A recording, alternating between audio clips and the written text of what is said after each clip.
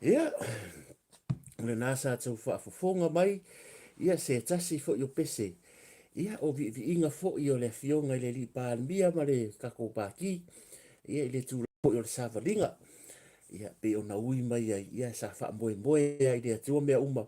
Ia ina ia tau nui, tau fo i kanana le sāwalinga. Ia pe o na tātou iai. Ia wha tālofa ma wha whira i atu. Ia ma wha tu lima mo wholofa. Au wholofa tu nefiafi. Ia ile mai moanga fo ia si o tātou atu nuu. Ia pe o le upu masani. Ia leo wa tātou wheiloa ai. Ia ile tae au le manga tau soi fua manuia. Le alofa ma le anga leo le atua. Ia ma lo le soi fua maua ma le langi mamba. Ia manato le pola stona i o le tele o nisi ia wa Amerika. Ia o lako pongi o le so Faaauau. Ia o mātou nei tua ke lope. Ia o le aso mātou o le aso la skonga i loa umanta pena whaapusa. Ia o le aso ngi sa ka penga i whaapusa. Masani i tātou. Ia o le tele o nisi o le tunuu. Ia sa ka penga whaapusa i. I le maumanga. Ia me masangi. Ia o le whawhie, o le popo, o le lauwha i angeiru au, o kau. Ia matulanga masani i o kaulanga fo i mea maka. Ia po se lau ngiu fo i awa o asola. Ia mai mare ako e avere umar whaise au. Malama atu la na nei wawe au. Ia waka penga mo ka akia whawhie, ka akia kau. Ia waka akia kulanga i mea fo nge i o ise varu le popo wa pena. Ia e muringa fo ka penganga le ka penganga whaapusa. Ia ai wa masani ese o tātou atunu. ia o nei vai tau ia wa sui fo soi fuanga sa lo to tele ia wa ese fo va nga ta ta si o le wa ka ko ia ia nei vai tau soi fuanga e fatalo fatu le le fiafi ia wa mo malai mai le sa o le tau sala ia amelia fa moana fa tai tele lava le mafuta mai e le tau mar sa fa le tua ia fale lo tem ma lo soi fu manuia o le fionga ia tu loma Melvin Senf a lo soi fu manuia tu loma se tamali i au le lei, la le lei, ia to e tau sa fia o na winga a, e fia uma i tangata e o i tama ma teine, ia o e o fo i tina ma ta mai tai, a e le fia uma tangata i atu i loma. O na sta mari e fia wala wali i o le maru faito anga ma masala, a lupe matasila. E faita ala o tu i loma. Langa e alanga feika. Langa feika langa o tu i loma, nenga renga ala ku tu i loma. Samoa. E osi yaki se e vai lumo le poko tu i loma. E osi yaki pe fia pe se e vai le kaki e ia matalo fatu tu i loma. Ia leo kako mai ia to fine, por tau sala fo ia susi ato nio. Ia tasi le nei tau sala e lema rosi e kule ingolanga YouTube pa. Ia oifo ye so soani wakako uma ye fa YouTube. Ia leo to masai no nisi ngau ko kiki a maua ko watch hours. O nisi ngau ko kiki a koa ia ko numbers. Ia once I monetize ia nga halu wale o ia. Pule oi polar ko inga contents, pa wale mea, awal copyright. O le mea lo fo nga, e le lei tangata wa ye to mai.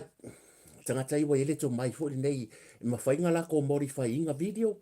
But I'm telling you, if fa peo menga e fainga ta ia no tango e wa me fainga ka modify the video. I ngoa kai kurse fi se ko nge fai. Ia asuna lavi, e too risky mo lo tinga ina. A vai ele o mior kai mi le sa e tau mawhai me su e watch hours ma wa. So se pesea, leo ke lu ia kua. Si alo sta meti Filipino fo nei rungo Facebook. Ia kamanga so le bo or ka idimas fumon kupu milionga le video e kasi. And that young boy, e maki kiva tu lo le upu mativa. Ai pe le le tango lima television ai ngofo la ko nga vau. Pa wale mena mana o le tamatitiria, o sanga kere fongi, and a Wi-Fi connection, internet connection. A ko wa aila i le, a maua kua nga kupe fai ngol masinga, ia watu tau sesio amasi ana na yo no sola haiti, ia ringa konga posta kuidunga. Ia bua kele a mea, you know, kau ki oa ka koe encourage o ka ko kangaka. I know you sick and tired of me keep on saying this almost every day, but e leo se mea leanga. E sili atu le ngā, e ko anga o e fai. Wa o longa open mai fai ko. Ia nai le toi popole a lea. Ke alua o ia por fai ngolau kuka, por fai ngolau mea ai. E maua ia nai sene to ulu ilau a. O se extra fo lele ai a o anga hit oi. Ia e re koe ka ua lo se sengi. E o vai wa travel ka ngaka lau langi le YouTube. Langa o le mea saoa. E muri ngei fa o ngai pisi ngisi ma. E muri nei fa o ngai. E nisi tangata le YouTube al mea ia sa amaka maingol au YouTubers. Ako sila la iai. E for kama palangi Australia le ngoa ia wari ni ngoska. Le no fo male aro sa mo tini. Ia was so all langi ka miro ka malonga. He travel around the world. Nga le YouTube ka isia milionga nga viewers. So le leila na le te tamu fai foi le e avatu pea. E fa manatu. Wa le nga le ka ko ka ngonga. O si kai me mai mo for kai me ka kala ngoi fu e fai kala o isi mai si. Ai mana ia lu tau le e tau mafai o le lalo langi le e ke le lalo langi e fai aku lau video ia la ofu Amerika ngaka i o i South America o lai maka Amerika ngaka i Ecuador o lai maka Amerika ngaka i Argentina o lai maka Amerika ngaka i Colombia o lai maka Amerika ngaka i o i Afrika the continent of Africa Amerika New Zealand so e leo se lalo langi la i tiki e fa pea ta so ia o ia maka nga sa mo no o le platform le no o le woka ko ki so le sa mo le wai lunga le langa le all of us we o le woka ko ka va woka ko compete ma not compete ka kire compete pa le woka ko le level fa kasi o le toa ma le opportunity le for all of us ia o te fa to fo le e au ngā wha manatu i fwoi. Ia mona i usom tu wha fine i e whai lako YouTube. Ia ko ke e awhiwhio i fwoi. E so soani fwoi ma subscribe. Ia ma ko mengi leave sau comment pe kasi pe lua. ia so soani fo ia la ko channel sa ia se ko fa solo ko ka ko fa ka lo fa cha ua tele o to bolo mai mo mai le na ngata mai ta to ia io la sko nga ia io le miti miti ole vaino ole vino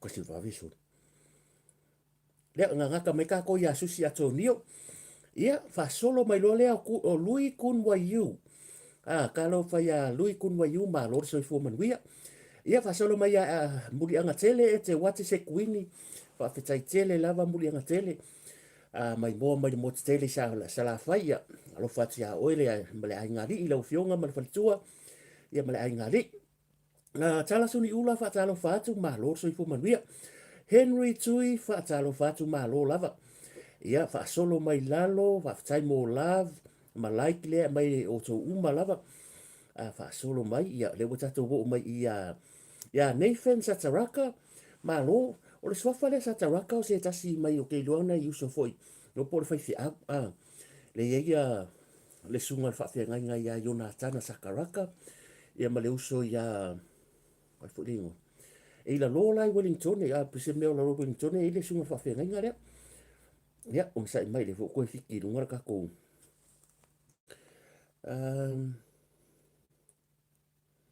o le na ngaka ka ko i o sai mai o ko ke polo le ka ki fai le mua o Nathan Sataraka ma lo fa tai hambo solia fa talo fa tu ma lo so fo man wia ta kop ma lo fa tai fio mai matala mai au no overlock ma lo so fo man wia fa tai la ma futa mai no overlock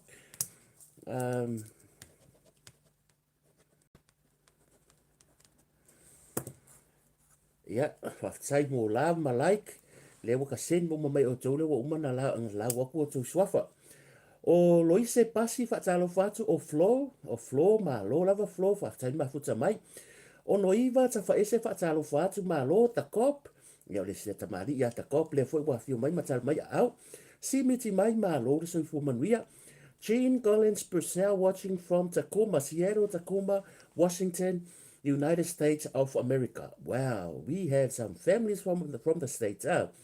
Titoloa watching from the South Island of New Zealand. Malo, after Titoloa, Tail Mafuta Mai. Yeah, and good morning to our American families, because law already good morning yalato. Yeah, faso solo mai lalo, evo lave fatalo fatu malo lava. Ia o le tausala ia vai vea malo vai vea fatalo fatu tasile fo iela na YouTube. Ia o la fo e ku leilanga monetization on Facebook. Ia vai ile o le le beta le mele anyone can do it. Lisa Pauli fatalo fatu malo le so fu manuia. After my futa mai Genesis Valele watching from Seattle to South. Malo so fu manuia West Auckland. Kai fatalo fatu ia o le tausala mala ai ngari. Sia Fia Fitel Malo watching from Olympia, Washington. It's 3:30 a.m. in the morning. Good morning. And Talofa from New Zealand. Wow. Washington and Tacoma. Boy, sorry. Whainga lau Amerika, so. O Cap le feiloa. Ka le feiloa. Ya po Cap le feiloa. E se ongo so fo tamari ile ya malo fa tai lava watching from Cincinnati, Ohio o so lo America fo ya ba lo wa America lo ta pene nga wenga malo lava fa tai ma fa mai fa te lo fionga mala ngali fili malo fiti au si fa talo fa tu malo so fo maria leki tamali fa tai ma futa mai fa tai ma futa mai lo fionga mala ngali ia fa so tu pe wo ma o yo o it's new ITS new malo so fu manuia fa tai al ma futa mai ya Ronnie tautasi malo la fa vave lo ngoka ko suafo ke ba kuai langa e tile yele Sophia Daily fa talo fa tu malo fa tai le ma futa mai tu la fiafi so yo le mai mo mai ya Nathan Sataraka mai Hawaii yeah Hawaii aloha ya Kiora and Talofa from Auckland, New Zealand after tele lava Hawaii sai tu solo James ma Lord so fu manuia tasine tamari Ia, le si whika ko YouTube lea, ia matitolo wā, he's a YouTuber. Nathan, Nat McCarthy, whaatalo whātu whaatai. Ronnie Tautasi, Lo, Paulo. Paulo watching from Brisbane, whaatalo whātu Paulo. Pesi, Siria la e, Lo, soi fu manuia. Fia a Paulo, Lo. Ronnie Tautasi. Ya kopo ala ese, Lo. Pesi, Siria la e, again, Lo. Ulu lau pua, whaatalo whātu lau whiunga tina. Ya tasi fo ileka ko YouTuber. Fai fo langa YouTube. Sion, tau ili ili whaatalo whātu. Ulu, lau pua, whaatalo whātu. Ia, te o iloa watching from American Samoa, so i fu maluso malai ngali. Vau Filipo, whaatalo whātu, Lo lava, whaataile mafuta mai. Ia, leu pena unasa Lo. Pelei upu le awa sa whaatalo whātu, si nita.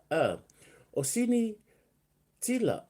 Wiliata, Lo, watching from Sydney, le mai mo mai Sydney, Australia. Whaatalo whātu lau whiong malai ngali. Ia, Lucy sa tele whaatalo whātu no mineta.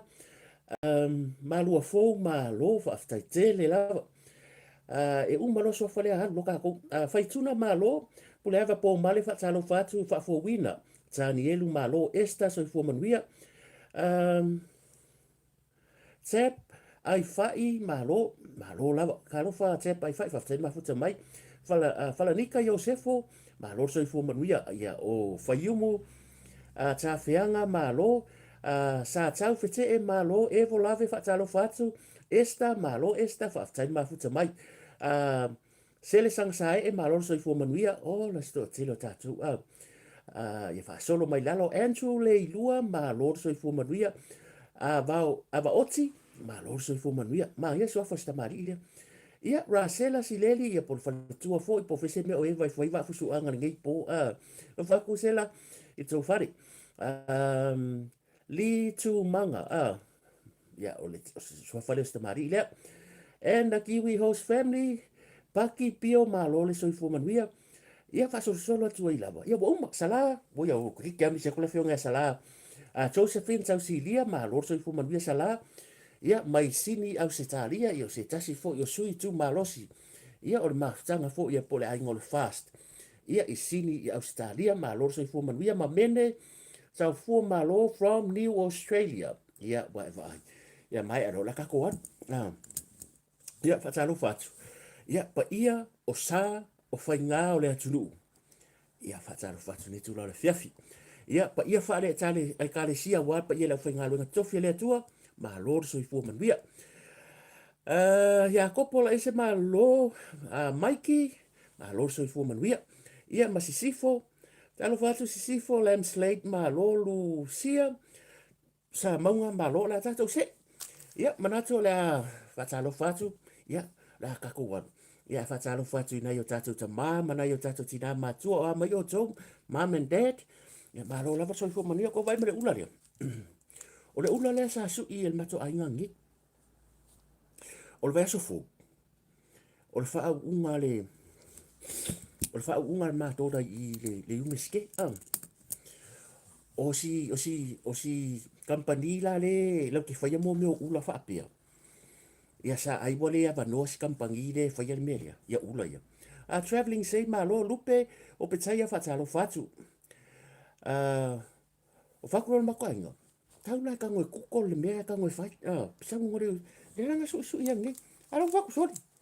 O whai ako ke loa oi.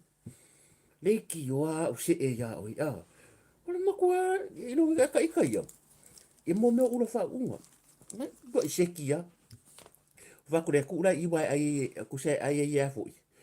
E ai e mea ti me i pia wawe whai. Ko a whai next week. Wa iei la mau keu ke unga le ua whai.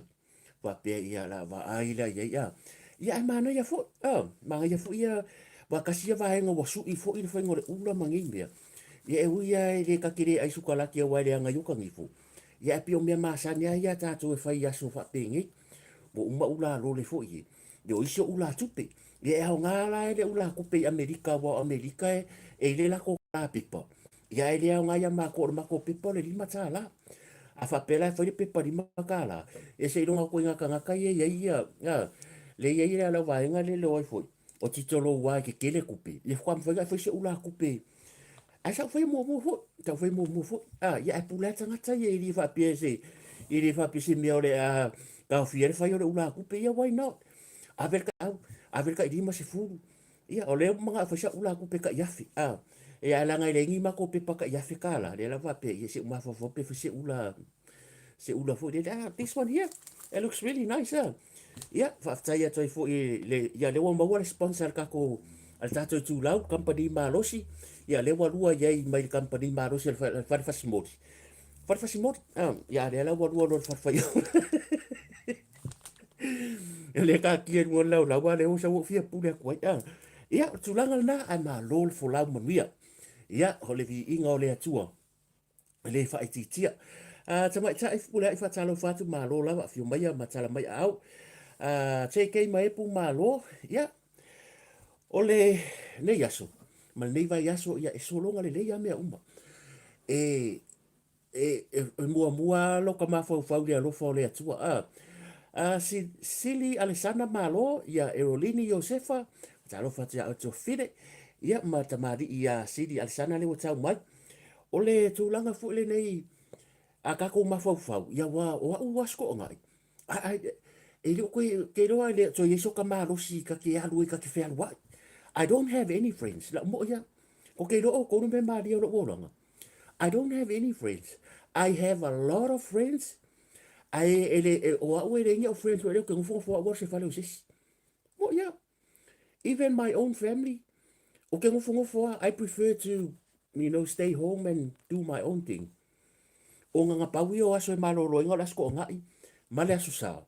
O lasko o ngai la o laso nai tapia na ia unga luenga i fafo posa so ke maloro ai. Ia o laso sa, ia o laso poponga, e o isi le wa lo e akele ia le loko, wa ngal mako fale o le loko. Ia o laso kaka ke ngofo, ia lava le la malorunga, e le ilang ia wo. Kusa o le to a tele ia wo. Keilo. O la le mole wo ia kia. Mo ia la tala. E o al kaiming I have so many friends ke loko. Ua fiu wo e vili mai. Ke mai kako ewa le weekend. Ke mai kako sungu kako papakiu. Ke mai ke. Ma kua ia o le koe. Pā ware me ia. Ngale ngofu wale fale. Ngofu wale fale ma whai au whi au relax. Siri aku le ngā. Ngai lo se si ando. Langa mo levo ngo ka whai ale mea lea. O le whai wai. E ka ke whai ngā ruenga lea songa fua. A loka mawhau lei, po le whale o aile laka e vai las ko ngai. Po le siva aile laka, ka kere mga amisi. Leo langa so ngā whai sa iai Ia, a le taimi nei, e kere whai ako wia reanga, e pure arka ngakai because you have to enjoy your life. And people prefer different things. O au taimi nei. O ke fia kong fo whare. O fo mako whare se mea. O ke ngofo anga. Te anu whafo vele au karo. Ia o te anu, whai au ka pisi whafo. Me fo ke anu, o ke fia koe mea leo ngā. Wa kere lo kai mi waro fa nga lo fa nga I lungo le YouTube o kale o ke kilo I IKEA o ke kilo pe fa fa la kele le kurang foi o IKEA ma me fa nga I lungo I because now ya la ko si la fia o me e lo se me ko ka fa oasis e so o ke kilo po ko nga IKEA o me fa nga e mai va ai de kelo story e nga I lo langa ngai lo le me ke fa ma ke maalili farka avale o le ai fai foi ngā pia. Fai for papakiu. O mai fo ke vai o le asosa ke uso kule sunga fua ke le imarosi. Fa pena. Ia.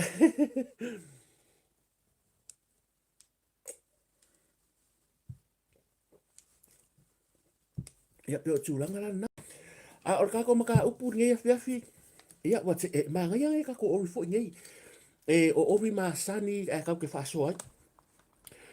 O se saunanga la fionga le ripale mbia na ia mention ngai le whatanonga ma lautu stala nafi. Sa ia whailo ai se miliona tā la o lo i tonu o se account tuai. O le se eleni lia. Manga kua kako OTG ia po o le One Government Grant o lo instead o le mea le wako si la fia o le ave sa oi komiti o whale a unga re sa kako wa ai. O le mea fo inga sa kou sila ei. Sa ia komiti o whale a onga e ngā rurue fia. E ngā rurue wha mahoni. Ai o le talo whatu mo sese, stawas mahalo, whaftaile mafuta mai. Ai kuso le ke le ai a o sa moa, te i ho no sa New Zealand. o le mea lava lenga o whaalonga le kelo kausanga. E aia le komiki o faleaonga, kupe. E aia komiki o kusa e kau wā umare kero ka ngaka o e avea ma komiki. Le angala o le tupele le avaku le malo, le ka o le one government grant. E avaku la i, e pure ai komiki po le are whaingo le keu le faleaonga me whapea. Ai mana tuala.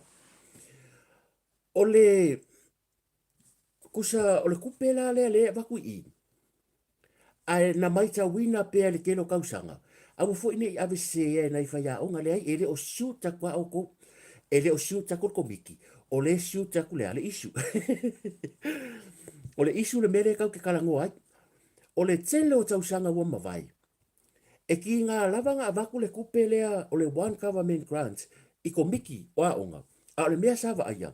Wa kiri ai ngā wa whaifafanga i whaiaonga. Turau ana i whaiaonga. E o ofo i whaiaonga ia. Mana tua o le whawhikai wa. O isi o ke mai ka unga yasora. E laki mo e pea le i lewa e ngaku. E pea lai i a whaiaonga o lai whaia me e whafanga ka meki aonga. I whaiaonga o le mea moni lava. O te leta li tono au ia kanko e whai merea. E whika nge fo i whaiaonga pat e le o tala no atu mātou ia o tau. O le mea saoa e kakauanga ka ofi le vaenga. Awange ko e whaia wa le mele i pese ngaruenga kele ngai mākua. For so many years. O le whai o le melea. E o akura so whawhanga wa suru reu ia. A o lea watu le kupere al malo. O kupera ia. E leile kauanga aruka kwinga ruenga peke whaiaonga peke CEO. E leise mea la whanga koe fua kangaka. Even whaiaonga tiro whaina i whaiaonga. Awange ko whaapea wa waku se a. Tano whaku John Vanderhof so fu manuia. Ana peleti malo. Ele o a whaina o tau sa mātou tala. Alanga ngo wa ai o strakoi. Langa o so mako ngu i wharse la. Sa whai fore mele o ya mātou sa whaatua. Sa whai i mele o whawhanga. Ia ngo wa ai ala wa mako. Wa uio kere ia onga i kuare mako ngu wa onga ia pia. E pu e mere pasi. Au na ialo la mtam whana. Ka ke vale strako lea. Ai onga o le loko a lofa o makua e mangu mangu. I le mea forepa pia kalo whaisia o kama. E lea lenga whai. Ai nga uwa ai e strako. A lea wako kupe ia. O le wingala le tala whaapupu mai e re o a whaina nai whaia onga. O a ue awa kere ia fionga whaia onga.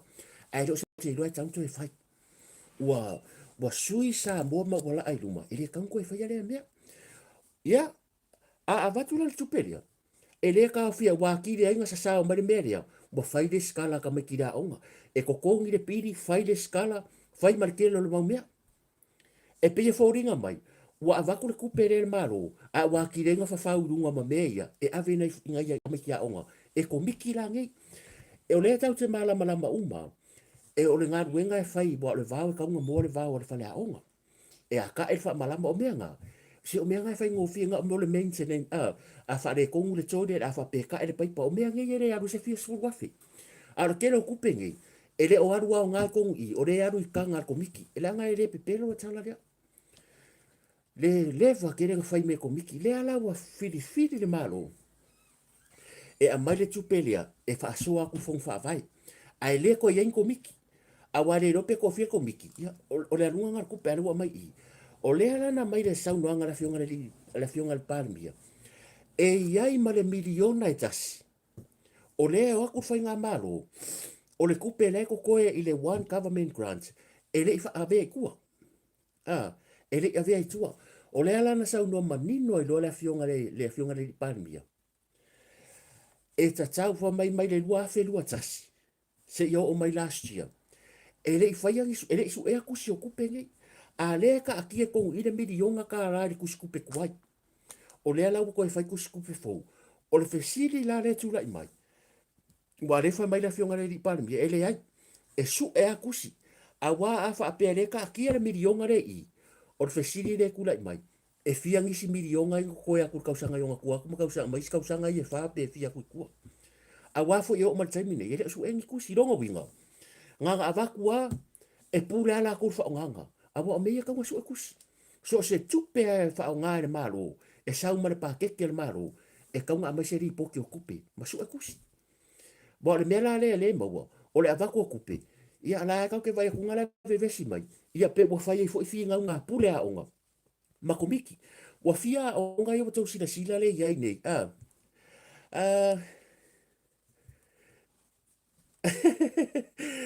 Pia Johannes se fu manuia fa talo fatu mo tau le wa tau mai. O te fesiri la. A wa ia o ngā talu last year. Ua faile va o le pule a onga. Man komiti. O le whakaika inga. E iai nguu.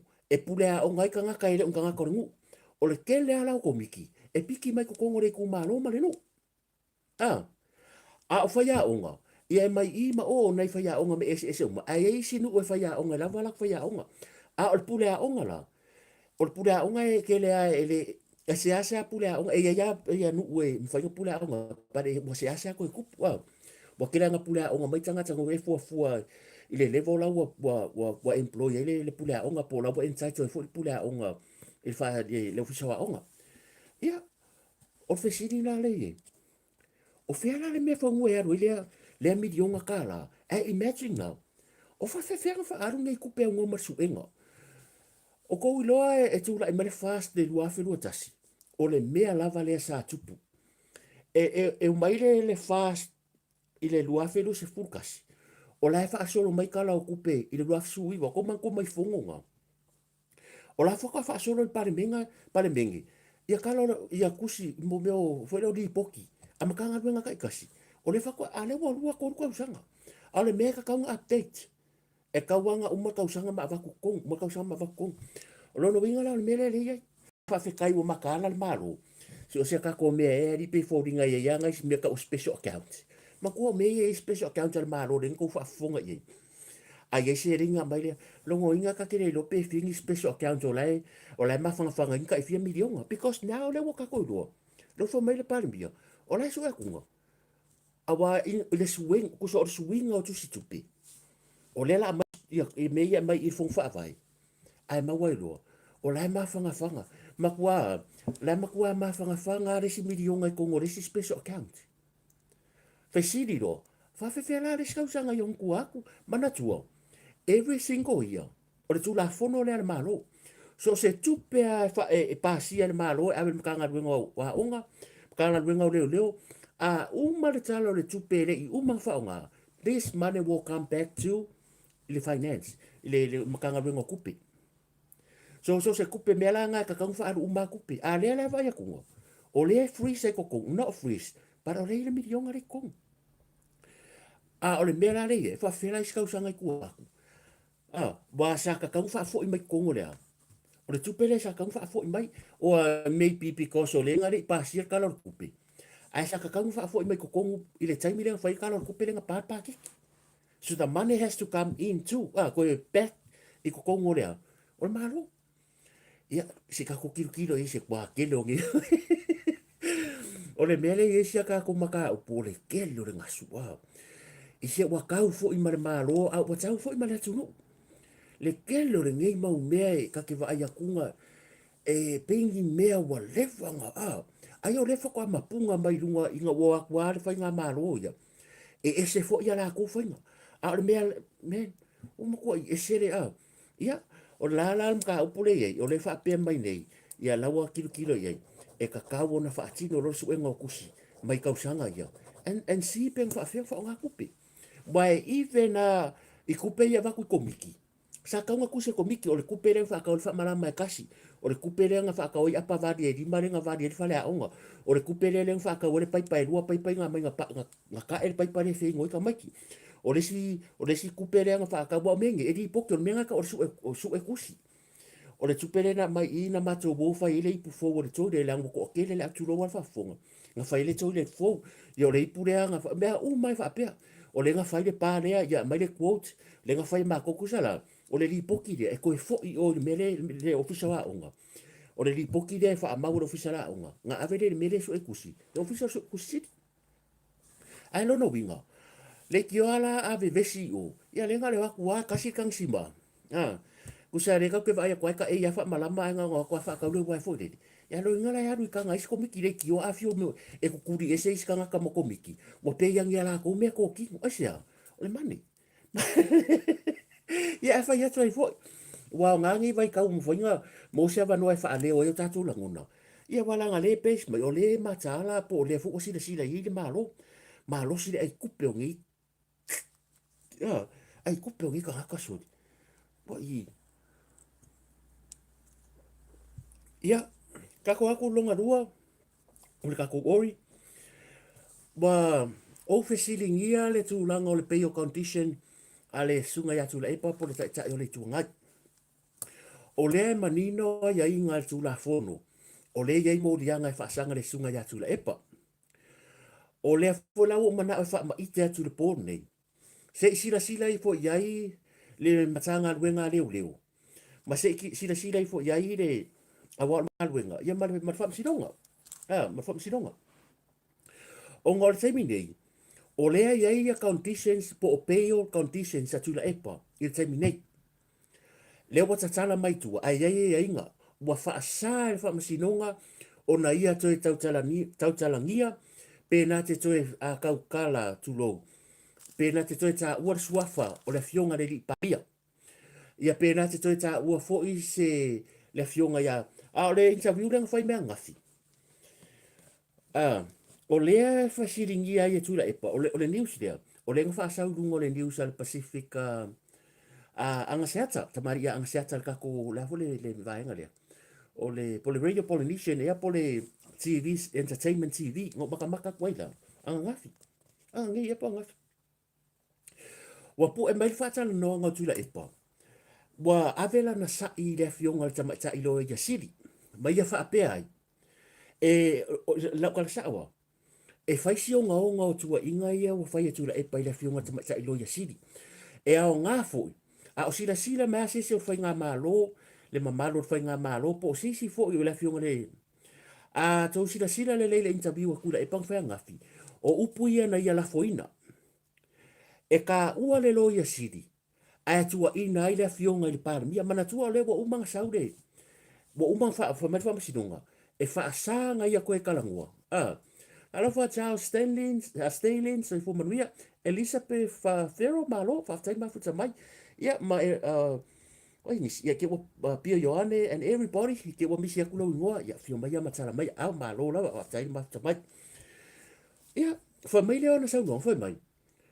O ia o mai le whaavavau pe, o mai ele a menge pe oki. Nga ke rea kal konguinga loia siri. O le mea le whai loia siri. O le mea e whai kua le pāle mia. E whai. Kusa pe whaasasa wha pe kalangoa. A o lea wai a soli pea. A ia inga o langa pe o condition le ele masa upo ia le ingei. O le whaaluma pea o le pāle mia i lunga o penga whai langu. E taun sila ia ia tanga luenga leo le mea lea.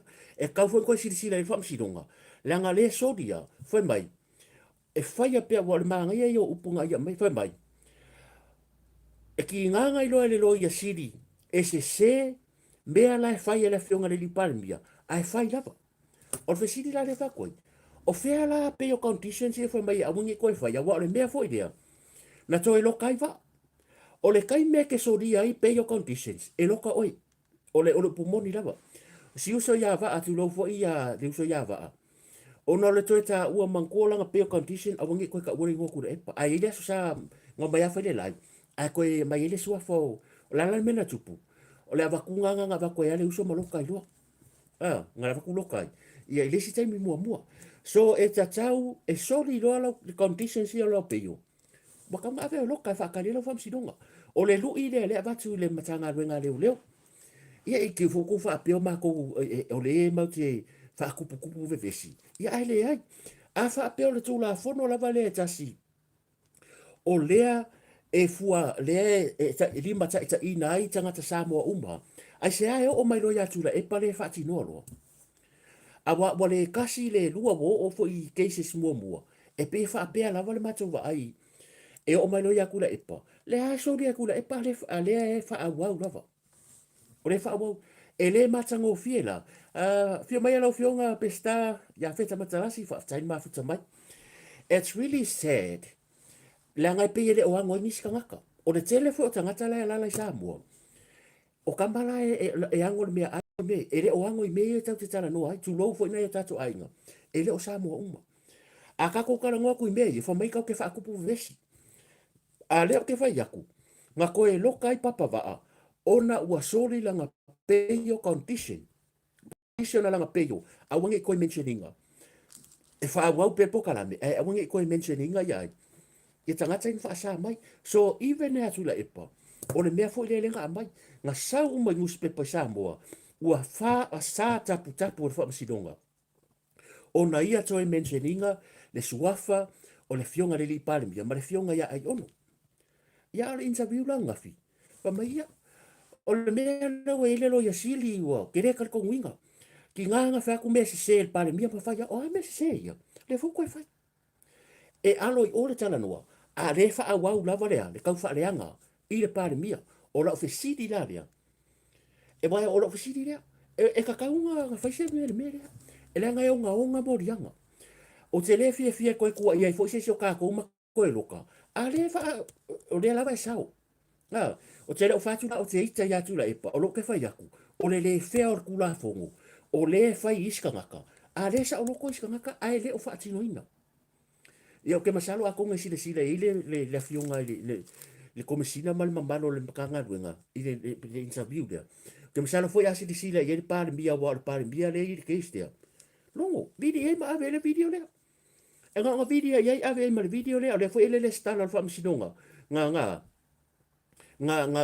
wa le stala fa msinonga langa tiuteria e alu e pei o mai ka kai kua and then e meet umala i va nga i mal makanga luenga leo nga fai le conditions ngai le ala wa mai ia ai le ngata ia o le fai unga lenga mai e faamasinoga ia le ko sori ai ia mo sori faafia nga sori mai ai le o le vai aso nga sori mai ale afri o lo o nai mea ngai fisiringi ai lo mafau po o ai e faatino tu la fongo ai se awa pi o tu la fongo pe o taimi nei la ga o le mea mo ia o le mea le wa maka nga fisiringi ai tangata po la me wa fai faapia mako a o mai le atu nuu sika mai mea ma a le o ku mea ngi o ka yo ka ngaka nga faua ku la fongo ele o la ko ia nga faua ku la fongo ia ka lo kaida ku wa le o ki la ko a ka ko o fo iku ka a kila le u ku loa le u pia fa ko fo le a le fa pui a mai ave o a ole ko ko le i tonu wa o ke fi fa ka ia ku la fongo ia crimes act ma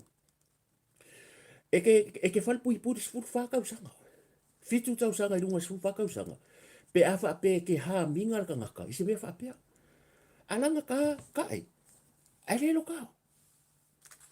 ka o le me langa lo ke foi i foi le o le me awa anga kupu ya a ko vai ngi a kupu ngi i stanga tala o telo la tunu ba leva nga mo dia loka ai a kupu ro ka ngaka ngi maurunga e pe fa ka milo ake ia volea o le fa tau wina o nai fa ngongo anga ia. This is the only chance and this is the only way e fa leo yo tatu languna o lunga i. Maybe ele o ango iska ngaka fa mai ma foko ka mi ko vale ko ke kala ngoi menga. Wait until e kupa i lo wakari i maro a fi. It's okay le la ko me mai. I don't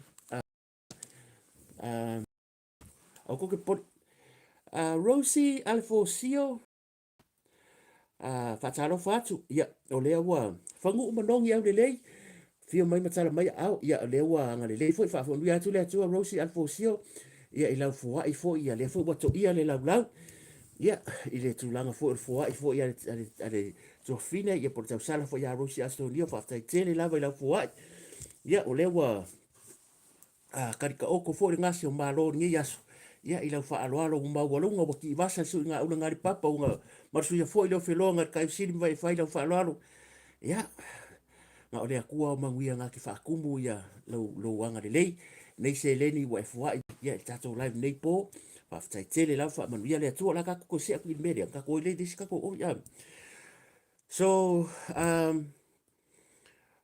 ole tua ia ele ngaka ole wa ia soli le unga fa msinonga ai ua ia tua ia le afionga tamatai lo ia siri o upula ia manino le fai mai o le wa pick up mai kusa le wa ngofo ia fafau kala e lua me ai a le fafau lono winga ongi kala wa lua me e kakau foi le afionga fa msino siri mal mamalo fa msinonga nga mai se fa sa onga sa nga la kula epa fai mai ua le kari kong winga e le faamasino siri ma le mamalu o le faamasinoga le lo ia siri i le taimi lenei Fa mai ia o le benga wa le koe ka ko winga i le fionga fa masino sidi, ma le fa masinonga ia onga e mafua mai. Fa mai o ia foi le na tu sia tu la fono le ya mama. O se kua inga ia o le mako fe sidi la, se ko nga yo ye, la wa fionga fa masino sidi mal mamanu fa masinonga. E sa o upu ia wa ko le ka ko winga lo ya sidi. E sa o upu nei wala fo ba ka kore ka ngo fe twist fo lele inga ia ke i mai ai. E ma fai foi lang o fa pe aku pe ka ngo fa upu wa a fa aku fa kura e papi re ango ye. O longo winga la o le mele ka ku fa msingonga le ye ngi pe ka ngo di diu upu. Wa nga paule o le me ka ke me fa msingonga. Ia le ki o la le fa mai fa msingonga. Ia ba mai o fa pe. O le fa mai kula e pa. O fa mai fa msingonga si di po o a ba a fa pe le fa upu mai tu le e pa. E mawhainga ka ko whaleo. Ia re ki ola leo whamere whamsingonga ma whamsingo si de lea. La ko kere kal kong winga lo ya sidi. A ka ko le vang wange aku la whamsingonga ma whamsingo sidi. Ina maka upu lea. Longo winga. E koe sao fo kula epa yang koe inga ia. A ta tau le fionga ta mai tai lo ya sidi. Nga a mai sau kusi alo ia. E pe whai ai singa u whamakalanga fo le. Pe avi sau su. Can you prove?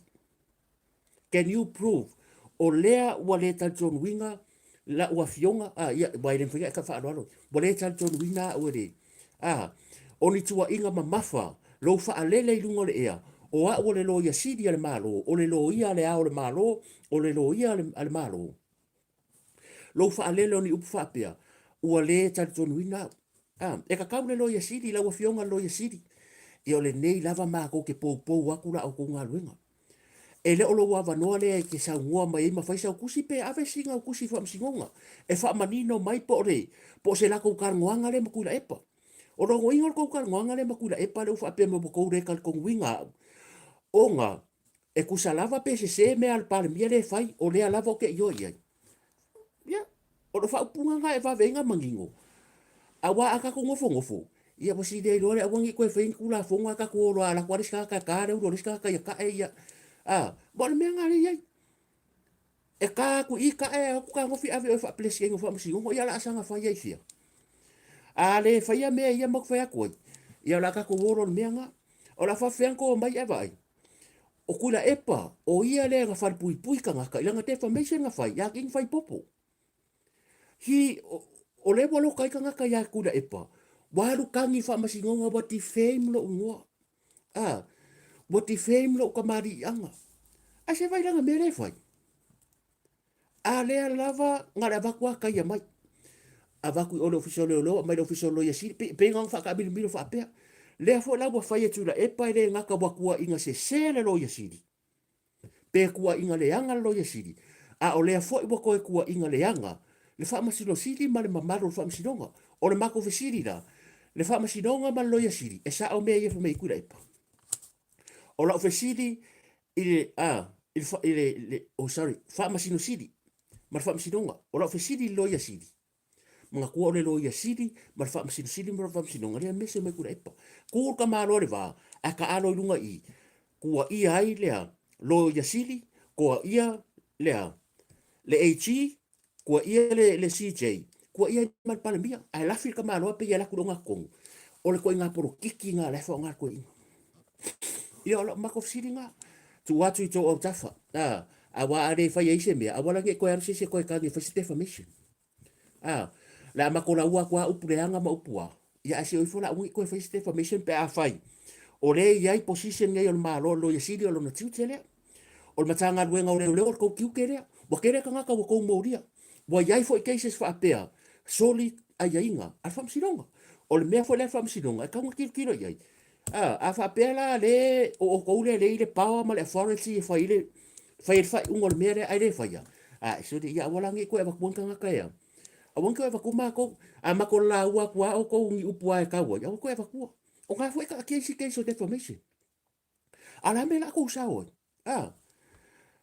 ya sa le o ka fa kupu but o ka fa kupu ya ele fe ka wi le lo ka yo isi ai le lo ka ai ku le pa da fa ta ya pio yo ne le sa le ya we know that ta ya pio yo ne le mai sa ranga o ka ko ro uma o le ka ma fai la wa le longa se me e ka ma fai but o ka ke ro uma ka la ye le mo ai le ma fai nga ku ya la nga lo ka isi o la fa ka ri fa msingo isi nga fa sa la isi fa pui pui A le lava sao. A o ai nga fai kula fongo ia, o stui.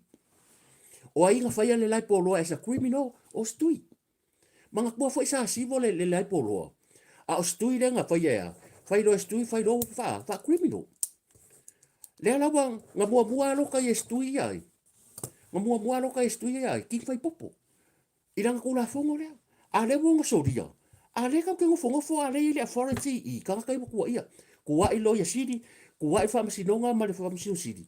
O le fo wa e le ya inga faamasinoga so ai la o ke o fo pe a le react se vaenga le. Even le makanga wenga le. E ka ko react because o ko le ko ke. O ko le ko ke enforcing le lo. O le matanga wenga le o la ko le ke enforcing le lo. So, ia pawanga vai vai nga. O sia nga ka mai fia poko nga maka upu. Talo fa a saman to filau, fio mai ala o fionga. Le li pule o le, tato fa ila tu sa mau.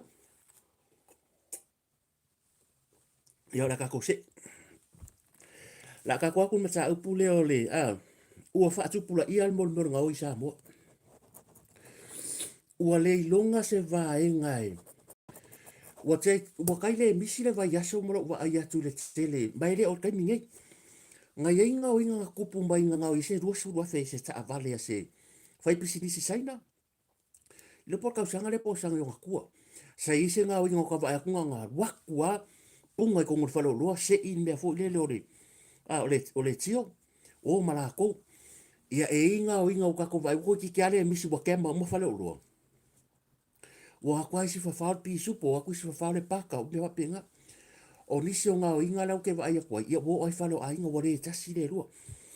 O le mata upu leo. Wa tupu tele o aso ia. E mo ia pia taulanga ia pia. Sa re ko akele ma puku puku whale. O le te tala no atu o le kasi iwa waru se furu. E mai ta ai ainga o membro so le tasi iwa waru se furu. Mai lava I vai moso. Le manga koru manga whare vai moso. A wha peke o so kui funga lei. E re iangi whare kele I ngāre mea ngā. A e o so fo ilai I ke sa o ke alu I o manga koru lai I ke yakao. Ngāre whare loa ko I ima whare sa le a tātou ta iti. Ia lua ko sa whare funga whare lua ngā whare sa ima whare aunga vai moso. E le iese pis japo I o mea la. Sa ko nga wa o kwa me nga wa kwa I ngai falo ngai ainga. Ia sa ile falo skoa sai o. Ai nga va fale fa so la se ka yo. O kai mira le fa kala. Aku vai la kai mingi. Ola se swinga ngal fa se vai mera. Aku kai vai di mo. Ola le manga ngai o ke lo fale puku puku a. Ia fa pena foi pa lisi ma mengi bo ke bo sa le fa pele tumu fale ma kulanga foi. Langa wa kupur so fuanga ti velo pa inga e ma wa fa tau fa no. O le kai mirange, o le maa losi o le mori nga oi. Ke le aku pulanga fo inei le no fo lava le tala whaatai a pia. O nisi o ta maiti o ka maiki mai, e le o ka maiki o nisi mai ia wai pio e whai uma mai ka ngaka kaulanga o ngā luenga ma me whapea. Ai, bo wa ai eilan ko ngā mea ngā. O lea lava na o mai tauina le telo tau sanga, sa whaatino le tiu te leo leo, maa ngai kiu ke sa whain ka ngā luenga o leo leo. Kei minga le mako au wevanga o Victor lea se yudi. Lea kamaka ko kamafuru le FM. O Robin. Tine o Robin kari. Uma loa moke hewa runga. Nga e ka ai fure rungo kai au lea susa. Iho lea moke rungo kari ngaru.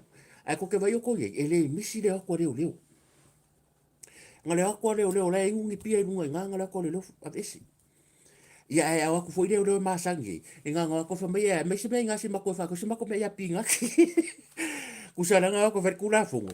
Ai aku i ole le whai mere ngā ko whai. Ia ngā maua kupe mai i e ingu whare lei. Vai ki ingu whangu. Ie. E peo le ala mamanga si a kako mei asunga. Ale winga lau tala. Tasi le vai ngai manga. Ia pea ngai iai pele le. You know the presence o leo leo I kongo I. Ia vao ia le meo ka mai ki whio ka mwhai o e ka lepe whale o loa. E nau manga ia le kako maa keki. Ma ka mai ki la vai o ngā aku mo aku ingu pia I lungo. Wala fuka vai e. Ia o whio wa ia ka avare. Ia le funi saunua ia whio ngai le tupu fia. Ia whamuina. I le tūlanga fo le nei. Wa whai ka avare wo o le po wo o ingu o le mawhau whau ka mai ki. Lea fo waka kua wakere vave ale o langa. Ia mtato wa aila vai tūlanga ia le wa iai. So wakere male au ngā oi. Ia o whesa o le fofo. Ia o le fofo lava e amata mai tono le ainga. O lo lava le tatununga. E a maka mai al fofo le kaimi fo afanga warka mai kiki. o a o le sama tu sa mo na la e ke makua ifo e ke re ke e se uma le aunga a le aunga fai au o le mea lava tasi o le whaare tino o le whaare anganga a maka ku le primary school la ku foi fai tiu te ona i fai aunga o le mea lava kasi ai a alu alu roa langa wa iei mātua ia wa ku fau fa ngau o ngā paureo ka maki kire mau o mere kupe wa ki ngā ngai roa e vai a kua savari mai ia a wha peo le akari i o koe inga le ngoi ia pa fai e ki nganga vai ko savari mai pa fai ele ko no mo lang savari ya mo vai ya ko kere ngar pa fai ku ira lo au ke ma ai pong sa wa le ko sa pa fai fai ngalo ko fia fi fo ele wa amaka nga vai ya ku sa pa fai wa ku ka ringa wa fai le poni ku ro o swinga ya nga vai lo i ma ku ai fai nga kanga kala ngo ye ma fosi la nga pa fai ya le mo me ku pe fai nga nga ma wa nga ya piel ma ki kusala tsoal fa pusa re ti manu fa tsalo fatu o le whainga kāanga, wa le mawhai fo inga ngā kaukara sa o nei mātua i whānau. Ia wai whaku rofa pe, ia te o whaku ke wale koe sau mas kame kike, mai se kupe. Po le mai e sosoani e tūranga o le la mea le loku, ma le la peleki me penga. Ngā ku whau ai rau ka maiki, wa ki nganga mangkua, a pe ki nganga vai koe kusa savari me pā whai, mangkua pā whai sa savari sao. Yo res kai mo va ko sa van pa fa pu fa pe porque eu pa mo fa man ko pa fa yo kama nga ma wa nga pa fa ya pia ke ya wa ko ma ka sa pa mo mo fa su fa pi bu kan le pa fa ku sa fa nga ma wa nga pa fa ya pia o ka ngo mo malo ka lolo ai ke mo va ma ka va ko sa mar ko kongi sa mar fa ka fa mai malo mam va ko ka wa po sui ke ia wa vai kungo o le papa o le kau mai ko i tu lowa me e le papa pa fa le ko fa papa pa fa ai le fa pe le mangua la e pu le ka kai longa o langa a lo fa ko ia o le sia so sa va pa fa ia wo le esa ka sa va me pa fa i pe wo sui lang sa va fo si va mai o mea ia ka ngasi le il matua a wo fa nga sui wa va ia kunga wa maka nga va kunga e fa le loku va kunga la e pe me la una me pa fa i ku bo le sa le loku wa whainga kanga koe whai, kau kua ngare loko peo me masang ye. Le la vea ila vaenga ya lini mai te watsi mamuri anga tele. Ia ma rosi al fosi o la vea ila vaenga ya. O ka kou la vea fwoi ma pia yoani. E pea se role loko e kere isau whai o kong. E siwa wa kala o pea pea umal kalo. Me sa tatu o mai aso la. E pese aku loko le ainga whara ko pese mai lau malo sari o le ainga. Po o whea rai ke ka ai. Ma e pele mapu ai. E ke loa le reire kai me pese le loku, e ke sau loa pese le loku, e ke pi i lima malau mau ki ngoa, e ngau ngā a mengi a kālo malau pe a fuspa. Kusala, o lai alu ka kālo fo dede, a o lou ma fau fau fa pe kālo sia ia ka kālo kua gise yoka e au.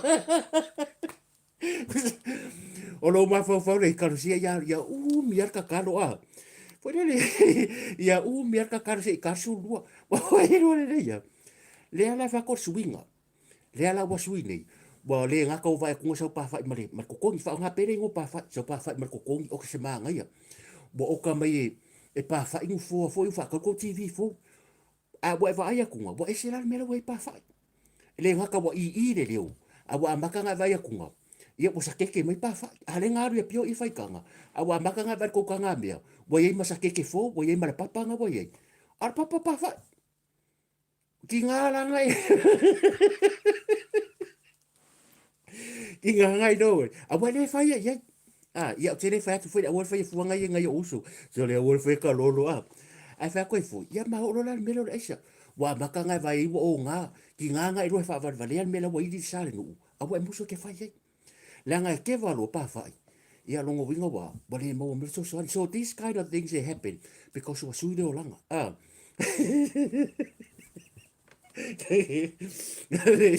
Ese waringa. Sore ga mako vasenga ia sora. O ke fai ia ko le malo losi o ka ngaka. So mo ko la kapi. E wa sa fai la kapi da. Sore. Ka manga sore ka ki aka mako fiko ai ni sore le au malo losi. Le ka ko fe ka wi si vai kai. So va ko amo mare ako va ko le di mo. Malo. Sore o mai. Ma ia le mang wi af me ga sa mai.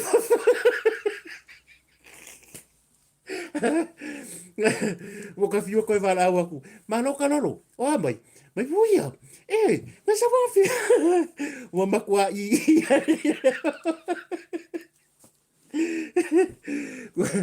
Wa i ale leo a ke va ku ki ni mo wa vali ki ni mo la macho me. Ia ai on bele tupu. Ina ia o le fatalo fo mai li tia, ma lo li tia, ta lili oi fo lista bari. Sin bad sila, sin bad sila. Rona woman YouTube and everybody. Ya ma lo fio mai ma.